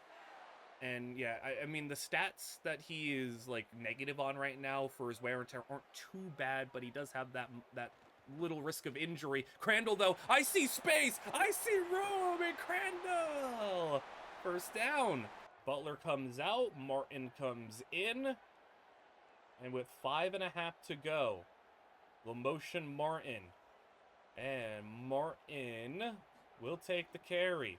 Inside, no game. But what happens if we can put more on the plate of Crandall in some passing situations and not only throw on third down. Can he do something here with the throw that he got hit as he was throwing? The receiver got hit. All right. I don't want to risk a sack. I don't want to risk a turnover. I want to at least ensure that we get 3 points. And Martin gives us the upside. And we can make a man miss, but he doesn't. Okay, 6 yards, 43 yards. We can definitely make that. All right, for a 6-point lead. It'd be big. As the kick is almost blocked. And the kick is no good. I have to imagine a diving defender in that must have played a factor. We are only up by 3 still as they got the ball back in the throw. Outside's caught. I don't because like L2 is the same as to make adjustments, but it's also the zoom in button. That probably needs to be changed, but I don't know. Okay, I'm giving you a headache, and we're getting a big play allowed. Oh man, I'm worried. We missed the field goal, and now they are maybe 15 yards away for field goal range themselves. They'll throw. Got the pressure in. He's sacked. That is massive. And the lineman is hurt. Huge play to back him up to 2nd and 19. I think we are at the point, you know, could be 4-down territory. We are at that late stage of the game as they'll float one up top. 1-on-1 knocked away. Good defense to be able to be on that. Mullings tore his labrum. Oh, I let him sit I let him stay out. When he was injured earlier, I told him, like, hey, you don't got to play, man. It's all right. He came back in and just said, I'm not done, and tore his labrum. That's brutal. All right, 3rd and 19. Can we hold them back? And it's caught! No! 3 minutes to play. And they're right around field goal range. I don't know if their kicker's good or not, but that's a draw for 3. I'd have to imagine he can hit from inside 50. As long as, I guess, we hold to just a tie, give us maybe a little bit of time to try to get a drive of our own. As they'll throw, and that's a first. And with space, he's in the red zone at the 13. Missed field goal is really going to hurt, because if they score a touchdown here, we'll need to score a touchdown. They'll go read option. I sent the heat. I wanted them to read the quarterback, but they just let him go right through the middle for 10 more. It's goal to go. And our defense, our other D tackles also hurt. Oh my goodness, man. You cannot be doing this. All right, option quarterback, contain, spy if we need to, go inside. We need extra interior push because we now are missing our top 2 defensive tackles. As they hand off inside, touchdown, not even touched. I mean, we're down to our 3rd and 4th D tackle. I don't think we're at the point where we need to abandon the run game. We got to go 77 yards. We have 2.5 minutes, 3 clock stoppages. As long as we just don't get any bad runs. And it's Crandall, if you get a couple of runs like that, hey, you can keep on running the ball if you want to. We'll hurry it back to the line. And is there not... Okay, yeah, I was going to say, is there no just straight inside handoff? Like, I'm fine keeping running the ball, especially since we just got a good gain there. We still need another 64 yards. I'd like to run it before the 2-minute warning, please. There you go, snap, hand. And we'll go to the 2-minute warning with a gain of 2. Now we're going to throw it here and see if Crandall can do something with his arm. Quick pass. I don't like that at all. That's caught, and we... Man, that was way too quick. That was way too quick for such a little gain. Like 1 yard, 3rd down and 7. Obviously, we'd go forward here. Just set us up with something nice. Get hit as he's throwing. Important thing is just make sure you get a ball past the sticks, or at least if you're going to go short of the sticks, make sure he can have enough space to run and get it. They'll send the heat. Got to get rid of it. He'll throw it deep. Oh my goodness, it's incomplete. Oh, man. Like, was there anything... No, that we were covered across the board. The only thing he could have thrown was... The best chance he had was this. And he would have had to, like, anticipate that. He would have had to throw it. He would have had to throw it, like literally, like, right here.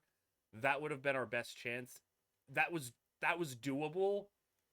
He instead put it up, though. It was a bad throw. Like, this is what I mean. Like, he has such a weak arm. Like, this is a terrible deep ball. All right. Well, we have to get a stop here. Unfortunately, we are down a timeout. We're in our first timeout. 2nd down and 11. Hand off. Stopped them again. We're in that, like, in-between zone for them where we could maybe allow them to take a long field goal and hope they miss and, like, you know, really hurt themselves and allow them to, you know, allow us to get some good field position here. Will they throw on 3rd and 11? I would hope not. I'm hoping they just run it. And they will run. They will get positive yards, just 2, though. And they are trying a field goal.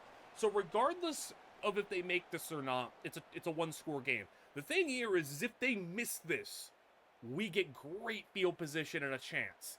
So come on. From 55, kick is good. All right, Grendel, you got a noodle arm, but can you lead us down the field? We need 82 yards in 30 seconds. Do you have it in you? Dropping to throw. A lot of time. You can run as long as you get a first down or out of bounds. Got to do something, though. Oh, my goodness. Took a lot of time for nothing. Again, you can run it. If you get a first down, we can get the clock stoppage. I'll take it. At least give us something. Don't run around and just, you know, get an incompletion. If you want to scramble, go for the scramble if you want to. Did he even get out of bounds? Please tell me he got out of bounds. Okay, I think he did. Too hesitant there. You gotta just run. Like, he could have got like 15 yards on that play. Instead, it'll be 3rd down and 4. 20 seconds to go. Can we at least get into Hail Mary range? And he's sacked. And everybody's so far down the field. I might do it. I think we're going to get this one play, but that's about it. Unless we get an 83-yard touchdown. It's looking like it's going to be over. He'll throw it up. It's incomplete. Okay. Yeah, we lose. And that kind of shows, like, the issues with a guy like Kent Crandall, where he's just not going to be able to put up any real good plays in that situation. He can move, he can run. If he's playing from ahead, if he's playing with limited pressure, sure. If you're putting him in a situation where you got to get a 2-minute drill and throw the ball a lot, get downfield, get vertical. Yeah, that's about what we'd expect. I think that things could have went a little bit better for us. I mean, he was 9 of 25. Like, he played bad. And that was ultimately what we were worried about with him, is like, hey, he can run the ball, he could do a little bit, but he does, I think, lower the ceiling of this offense. He maybe raises the floor a little bit with the running, but I think he lowers the ceiling because we're just not going to get explosive throws with him unless it's like a catch and run situation. We're just not going to get that. So we got a sack, we got a pick, and we're gonna a 6-win season. Ultimately, still to make a bowl game and to win 6 games. I'm happy with that. That, overall, if you would have told me, hey, you win 6 games, you make a bowl game, you lose, but still, you got that far, you did that, cool. I think that's a successful year 1 for a 0-star bad school like this. Cameron Brown, man, oh boy. 9 touchdowns, 10 picks. It was just, I mean, it got bad. It got bad. But Crandall showed that he's a very flawed player, too. I mean, these 2 games, I mean, he only threw 7 passes, but this game, really good. But then this game was disgusting. And I know the rushing stats don't look good, but, you know, it's because he was sacked 7 times, and that hurts the rushing production. Overall, higher touchdown percentage, higher interception percentage, similar completion percentage, all things considered. Xavier Butler, I'm worried that he might leave us. D- pro potential. I'm worried that he might leave us, and LaDainian Martin might leave us too. I want to keep LaDainian Martin or Xavier. I want to keep Martin. I like Martin a lot. I think that would be really devastating to lose these guys. And they were pretty good for us. Like, when we were able to run the ball, like, it was good.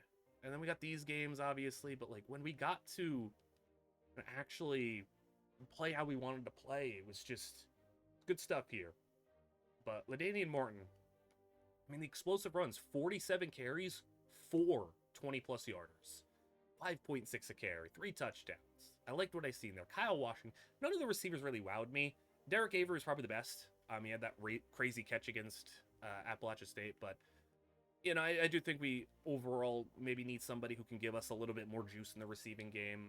I don't really think there's anybody that, like, is super exciting. Offensive line was rough.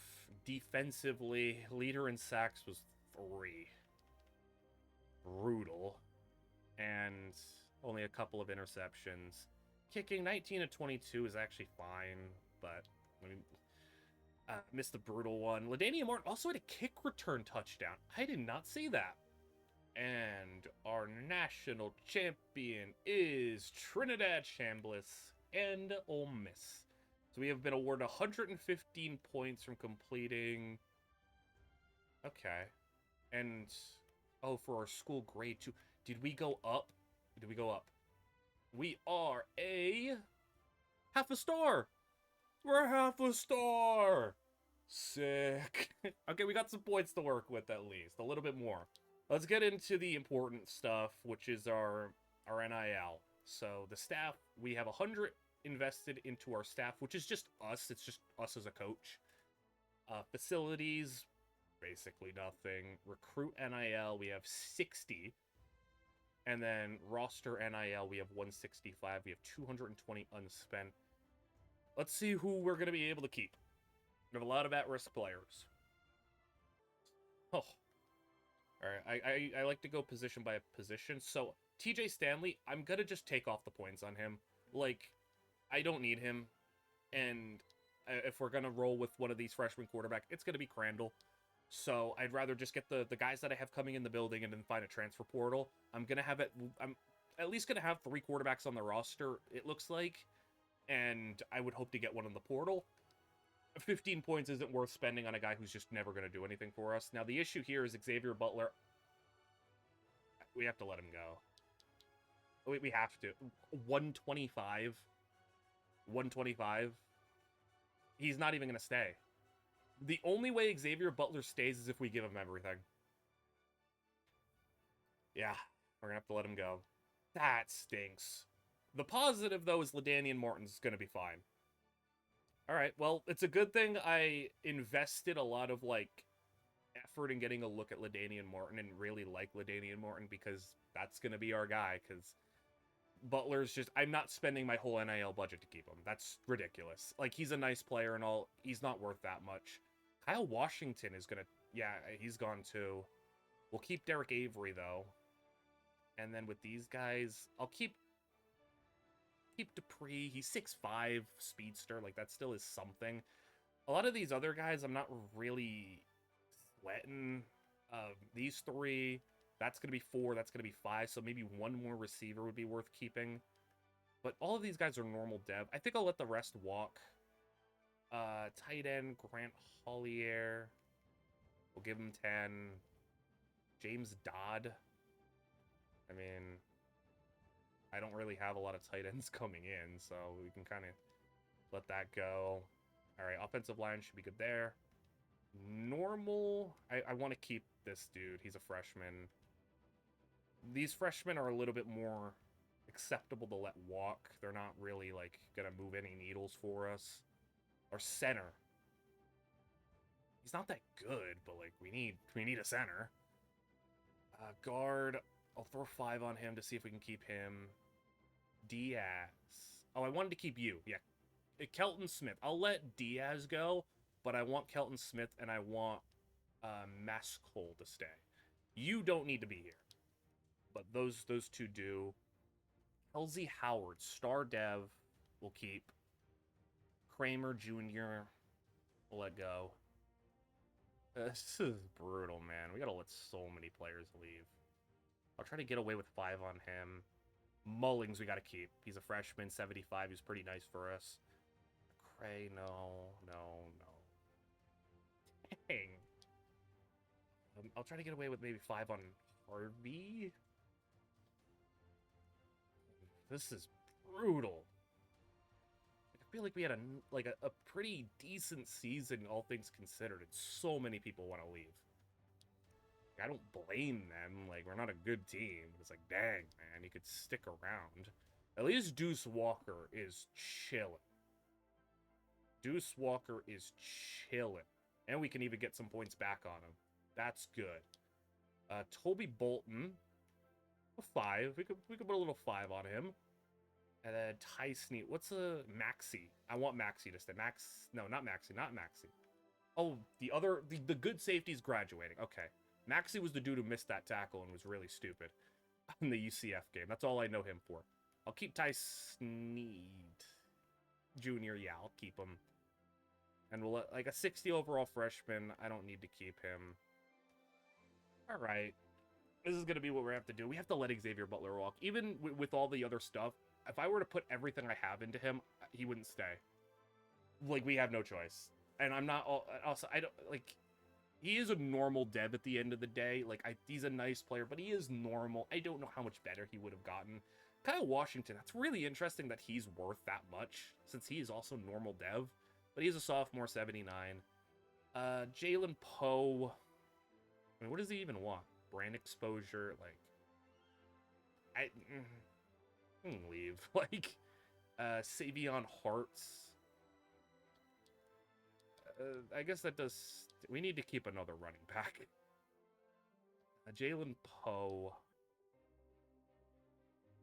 Yes, Poe? Hart? Poe would probably be better for a skill set. You know, have an east-west and to have a contact seeker. So we'll do that. This is a lot of players we're losing, though. 19, 20 potential transfers. Oof. I mean, that's a full list of transfers. Not to mention who we're having graduate. We're losing like 30 plus players, man. I don't think we're bringing in 30.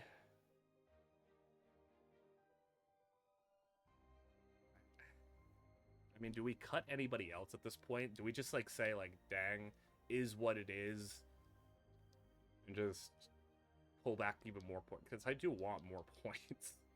Like, every little point kind of matters here. Like, you know, like, you got, you know what, you're bum tight ends. You don't matter. I'll just take my points back on them.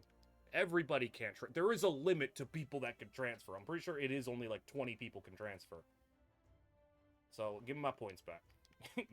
Some of you guys give me my points. If you transfer, you transfer. You stink. It's okay. This dude, honestly, he's not important enough to be putting 10 points into him. Avery...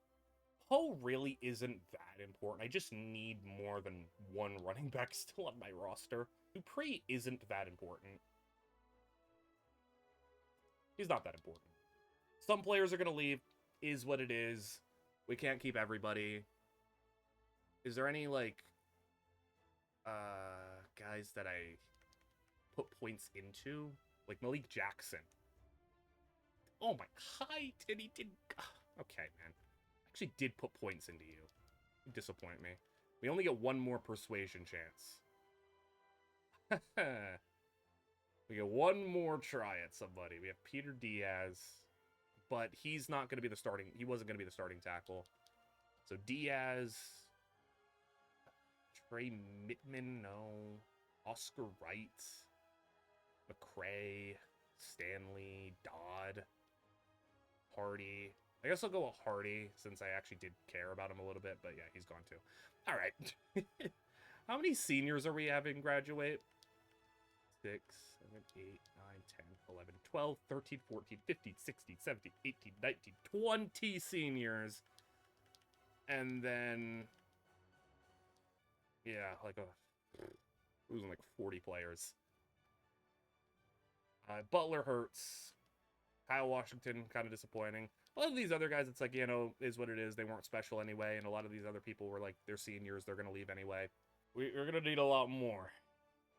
And we have 205 points now. We got 5 extra due to the fact that our center is gone.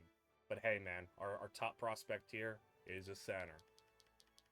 So who is not going to happen? Wiggins has locked us out. The punter, we should be able to get the punter.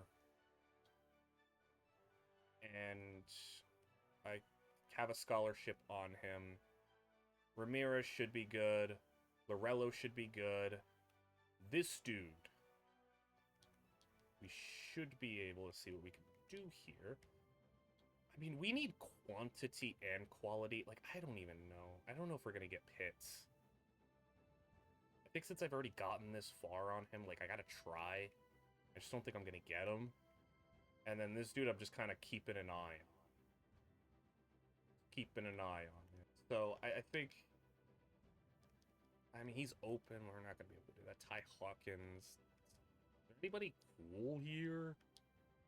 Anybody cool? Austin Mack, Dylan Raiola. We can get Dylan Raiola, maybe. That'd be something, I guess. Hey, man, I'm all about going after players that I know.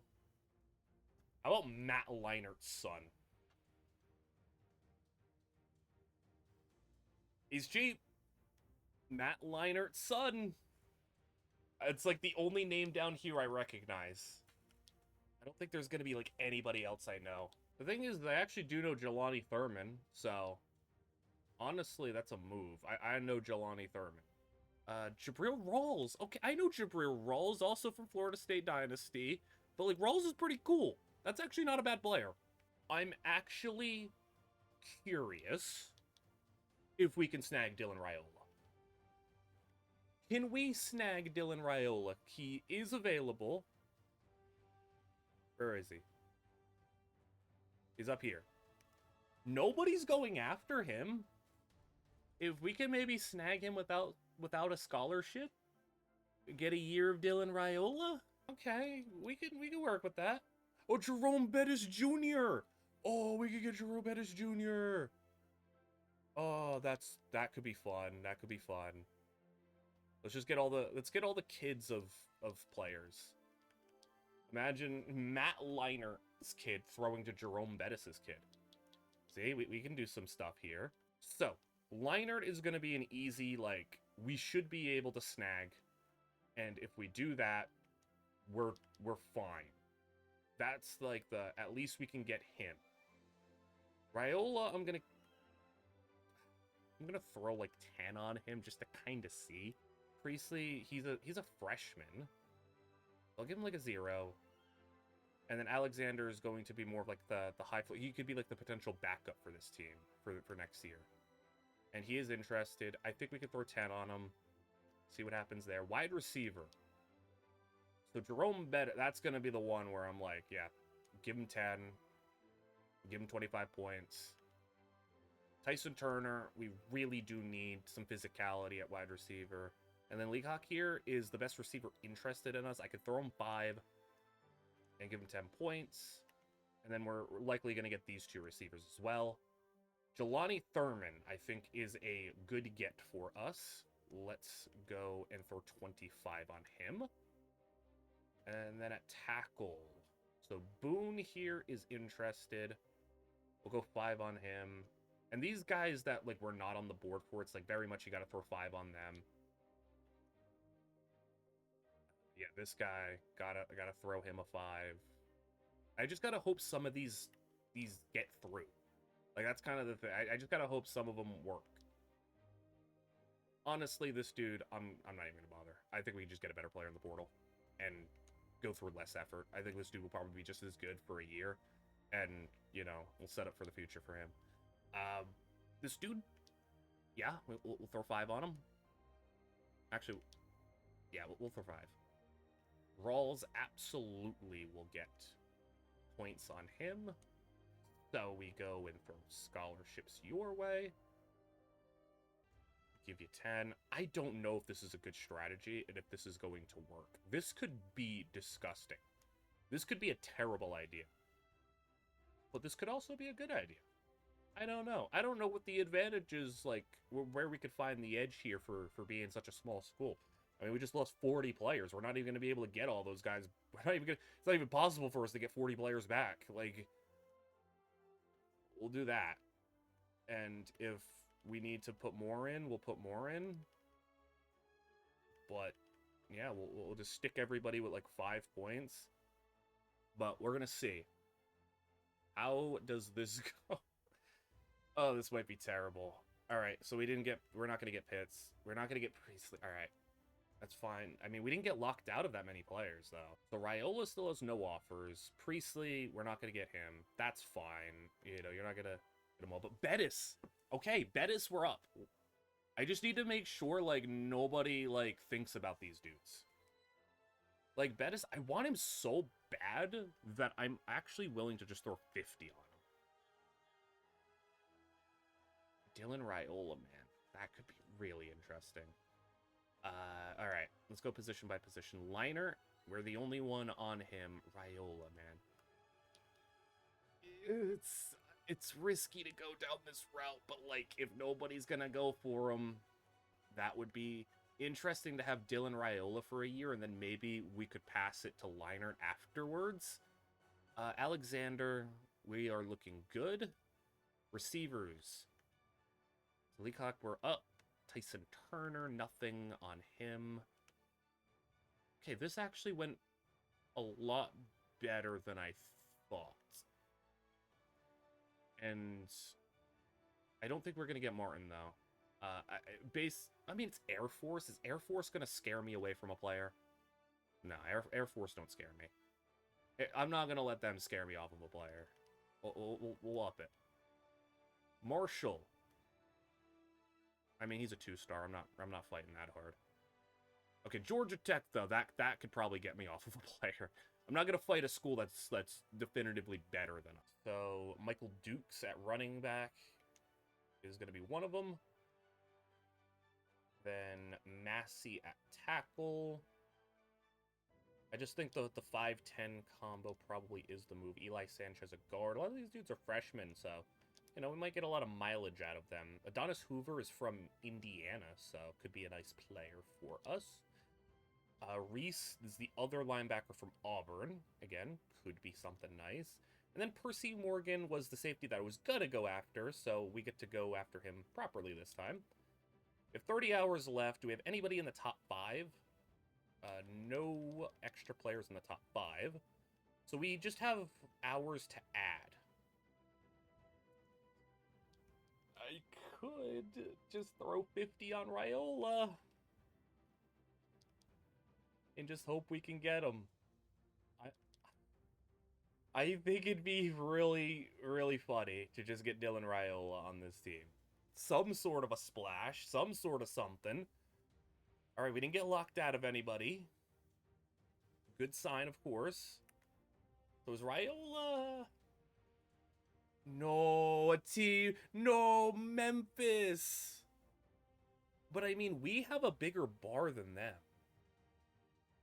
But Memphis has a scholarship. All right, Jerome Bettis should be ours. All right, top 5s. That's the important thing. Bettis should be fine. I'll have 40 on him. Martin, we're not gonna get him. All right.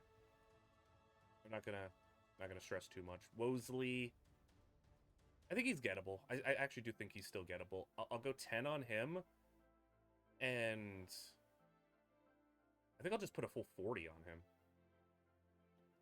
Thurman should be ours. Like, we have a little bit of extra NIL to play with if we want an offer on somebody. Jabril Rawls should be ours as well. Actually, why did I do that? I just did nothing. Boone, we're not going to get him. He's a 2-star. It's okay. Alexander should be good. And then Braverman, 2-star. Kitchens, 2-star. I'm interested in why he's such a hot commodity. We're actually fighting Nevada here. All right. Up this and give him 25. 25 on him. And nothing. No commits. Bettis is going to be ours, though, but, like, I would have liked just to lock it in. All right, how's Raiola looking? Okay, they pulled their scholarship from Raiola. Oh, we might get Dylan Raiola. That'd be so goofy if we got Dylan Raiola. Come on. Come on. That could be our big splash. Yeah, Bettis should be good. So much so that I'm gonna bump him down to 20. I don't even really have point. Like, when you're this broke, you can't even be doing visits, man. Like, it's how bad it is. I don't think we're going to be able to... We're not even on his board. I don't know if we're going to be able to get him. This dude, we're going to throw 40 on. Then 10. Man, we're not going to get Wosley. That's brutal. Ball State is putting everything into this dude. That's so disappointing. Alright, I can't fight that. Morgan. Man, okay, I'm going to put 50 in Morgan. I'm not losing to New Mexico. Turner, first place. Dukes. Hopefully Ball State doesn't snipe him. Wise, we do need, but like, we're not on his board. We're not on his board.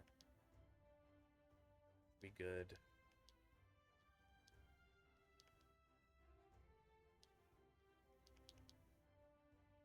Let's just run it and hope we get a good end of it.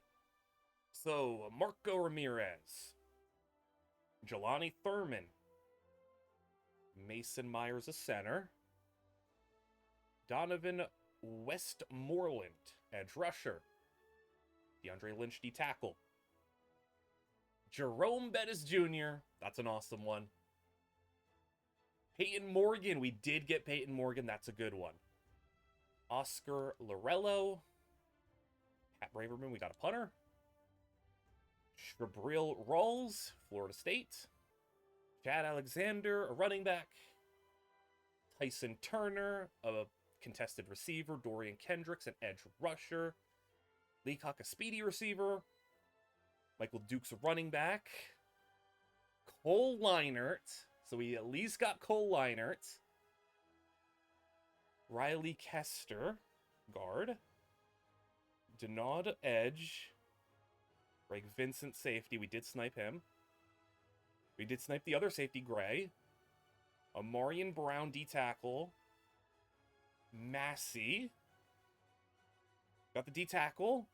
Oh my goodness. Where's Raiola? Where's Dylan Raiola, man?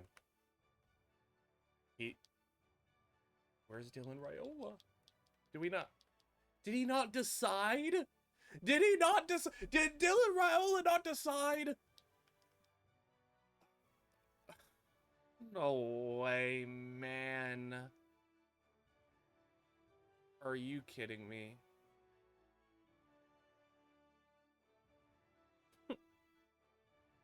Ain't no way. Dylan, you bum. You better be on this team somehow, or I am going to have a lot of issues with you. That is so ridiculous. Like, why did you just decide, man? Alright. So we ended up with 30 players. We got 30 players. That's pretty good. 30 players? Where does that rank? Probably not like crazy high, but... Okay. 82nd. 82nd, but like, look at how much we spend. Like, we did not spend a lot to get... We end up spending the third least amount. And we got a pretty good return. So, like, recruiting-wise, yeah, we only got 10 recruits, and we were, like, right at the bottom. But transfer portal-wise, like, we were pretty decent in the portal. 17th best portal. We got 20 players. That is the most. That's something. All right. Do any of these players have something that we could be excited about development-wise? We'll go through a lot of normals. We're going to see a lot of normals. I just don't know. Okay, impact. Impact transfer. I would imagine, like, all these 2-stars are... This is why, like... it's like, dude, look at all these normal... Rawls has impact. Star for Jelani Thurman. Impact. Star for Leacock. Wait, Leinert? Leinert has normal. No! Thought he'd at least have impact. Morgan impact.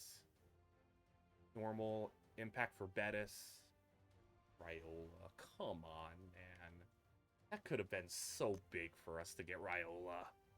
I know he's not insane, but like it would have been something for us. We have one athlete, Darren Sharp, who's a 50 overall. You could be we're not putting a 5'9" player at edge rusher. Cornerback,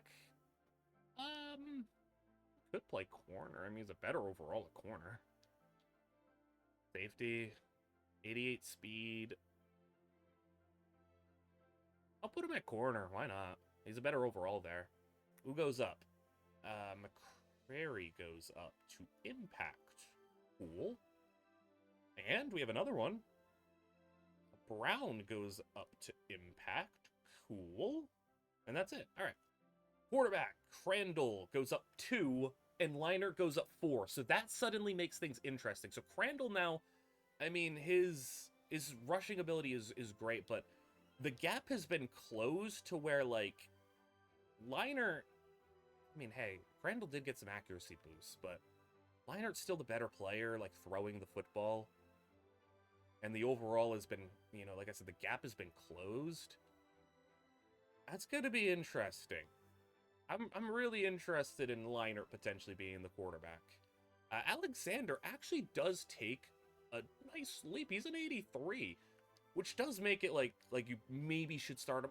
I do want to go with LaDainian Martin, though. Martin's going to be here for an extra year. And he does have, like, the aspect of, like, we've seen him, and I like how he played for us. So we'll roll with him and Alexander. Maybe we'll split things. Receiver, Leacock goes up to an 82. How about... Oh my goodness, +7. That's what I mean when I said Bettis can be good. Hey, Bettis can be good. You kidding me? 82 overall as a sophomore. And the speed is solid. Catching, we could work with that. Elusiveness, I mean, if... That's really interesting, because, like, the break sack obviously, like, tanks that, but that's really good elusiveness. And, yeah, I anticipate Jerome Bettis Jr. seeing the ball a decent amount. We also had another... I don't want to ignore the fact that we also had another +7. We had a lot. +9, too. Dude, the receivers went crazy. +10 for you, +5 for Tyson Turner. I'm looking at what the receiving core is going to look like. Unfortunately for Austin McGee, I mean, the role that he would play is just... Bettis is just better. He's bigger, faster, better hands. Less agile, but, like, he's just better. So McGee, I don't need to have 2 gadget receivers. There's a reason I went after getting Tyson Turner, because he could be a contested ball getter for us. And the contested catching, I mean, 88 spec catch is going to be the highest on the team, it looks like. And 76 catch in traffic is, you know, second, third highest? Third highest behind this dude, who's also a gadget player. We have a lot of gadgets. Another gadget here down. Oh my goodness, we have too many gadgets. Jelani Thurman, 84 overall. Really good. That's really good stuff for a tight end room. We do have some 2 tight end packages, so expect to see some of that, I guess. We have a lot of tackle, all sophomore red shirts, all within 2 overalls of each other. I'm going to start one of these 2. I'm not going to start the normal dev. I think I'd start Massey. We got him in the portal. He's a better pass blocker. I think that would probably be the move. Center, he doesn't go up really much. Kept him around. He goes up to a 76. He's a 75. And, yep, star dev, got a +5. Cool. Edge rusher, +6 for Kelsey Howard. Star dev, so, you know, got that nice boost. 81 overall for Westmoreland. All right, cool. It's a nice player. I didn't expect a lot. Mullings +4 as a sophomore redshirt. He could be a nice one. And he'll be with DeAndre Lynch, who's an 80. So the D tackle room is pretty deep. I'd say pretty deep, but we have 2 sophomores. Like, you know, Brown and Lynch are going to be gone. But and Brown also, he was one who got his development up. He had a nice season, but, like, these guys are going to be better. And also some of them will be here more long-term. Tony Tripp, 68 overall. Yeah, the linebacker core still not good. But we got some decent jumps to at least make it a little bit more confident. Jabril Rawls, 83. Deuce Walker, 81. So we have a nice 1-2 at cornerback. And McCray will be 3. We'll have these guys all down here, kind of getting better. Peyton Morgan, I would have hoped for a bit bigger of a jump. Gaston got the big jump, +7. And then Vincent is going to, I guess, just barely get the job. Zone coverage? Ooh, maybe Gray should have it. Maybe I go with the zone coverage of Gray. I mean, they're all within 1 overall of each other, so not too big of a deal. That's the roster. I think this is a much better team. We don't have it. Surprise. I went past it too. Okay. Where did Raiola go? Did he go anywhere? Because this happened before where Raiola, like certain players, especially in like year 1, will like not commit anywhere, but like they will end up somewhere. So, Raiola, I don't even know. I might have passed them. I don't know. We'll go sort by name. Did he not sign anywhere? That's going to be a little disappointing if he doesn't sign anywhere. And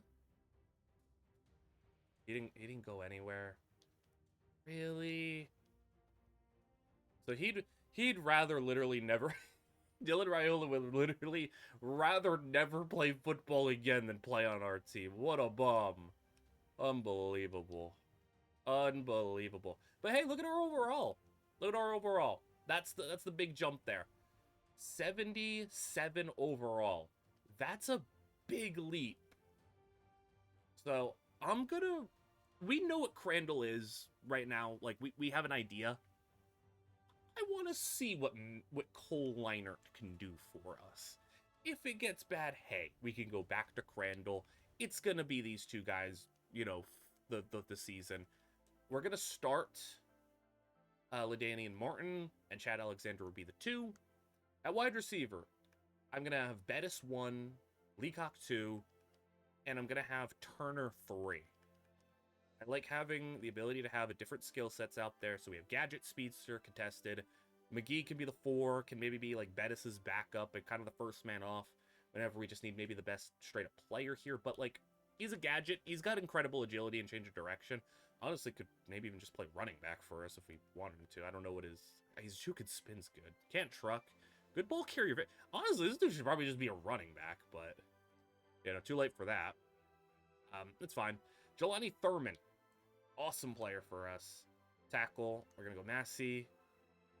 Guard. Center. All right. I mean, like, you can see the line is, you know, mid to high 70s across the board. Westmoreland and Kelsey Howard. We're going to have Mullins, then Lynch as the D tackles. The linebackers are still rough, but it's fine. Jabril Rawls, Deuce Walker, Peyton Morgan. And I'm going to start Gray at safety because he's got the best coverage. And then return man. I could go with what's his name? I could go with the receiver. I don't know what his returning stats are, but it's not good. He's not a good return man, I guess. I don't really know why, but he's not. So Austin McGee's a 71 return man. I mean, I'll throw him back there. Like, why not? He's got upside as a return man. Like, he's got great agility, ball carrier vision, everything. He shouldn't be a bad return man. And I do want to preserve LaDainian a little bit and not have him return kicks. So that'll be the team for year 2. I think we did it. I think we did a good job. What's our goals for next year? It resets, right? No, we haven't gotten a resetting goals yet. All right. So cool. We started at 440 points. We got to 560. And this is what the team is going to look like. And we don't have a single player that's overly expensive. The issue now is going to be Jerome Bettis Jr. might leave after 1 year. Like, that's the issue. They might leave after 1 year because they might get too expensive and we're not going to be able to pay them. That's a worry for the underclass, or for really just anyone who isn't a senior. Like Thurman, Alexander, Rawls, all those guys will be fine. It's Jerome Bettis Jr. that will probably ask for like 150 NIL. And as of right now, he wants playing time. But that's probably going to change now that he's a good player. So we may only have him for a year. I'm going to try to hold off and make sure we get him for more than 1 year. In order to do that, though, we need to get up to at least a 1-star. We need to get a little bit more of our budget going. I don't know what the prospects of us potentially competing for a Sun Belt title. I think we can do it. But that could help us a lot in our budget. That'll do it for the first episode. First season completely done. And let me know what you thought of this style, this format, the, one season in a video, doing it kind of like how I did NFL Head Coach 09. Just sitting back, calling the plays, spectating, a casual, fun video here. And if you are looking forward to an episode 2, let me know. Like and subscribe, as all that stuff is super helpful, super important.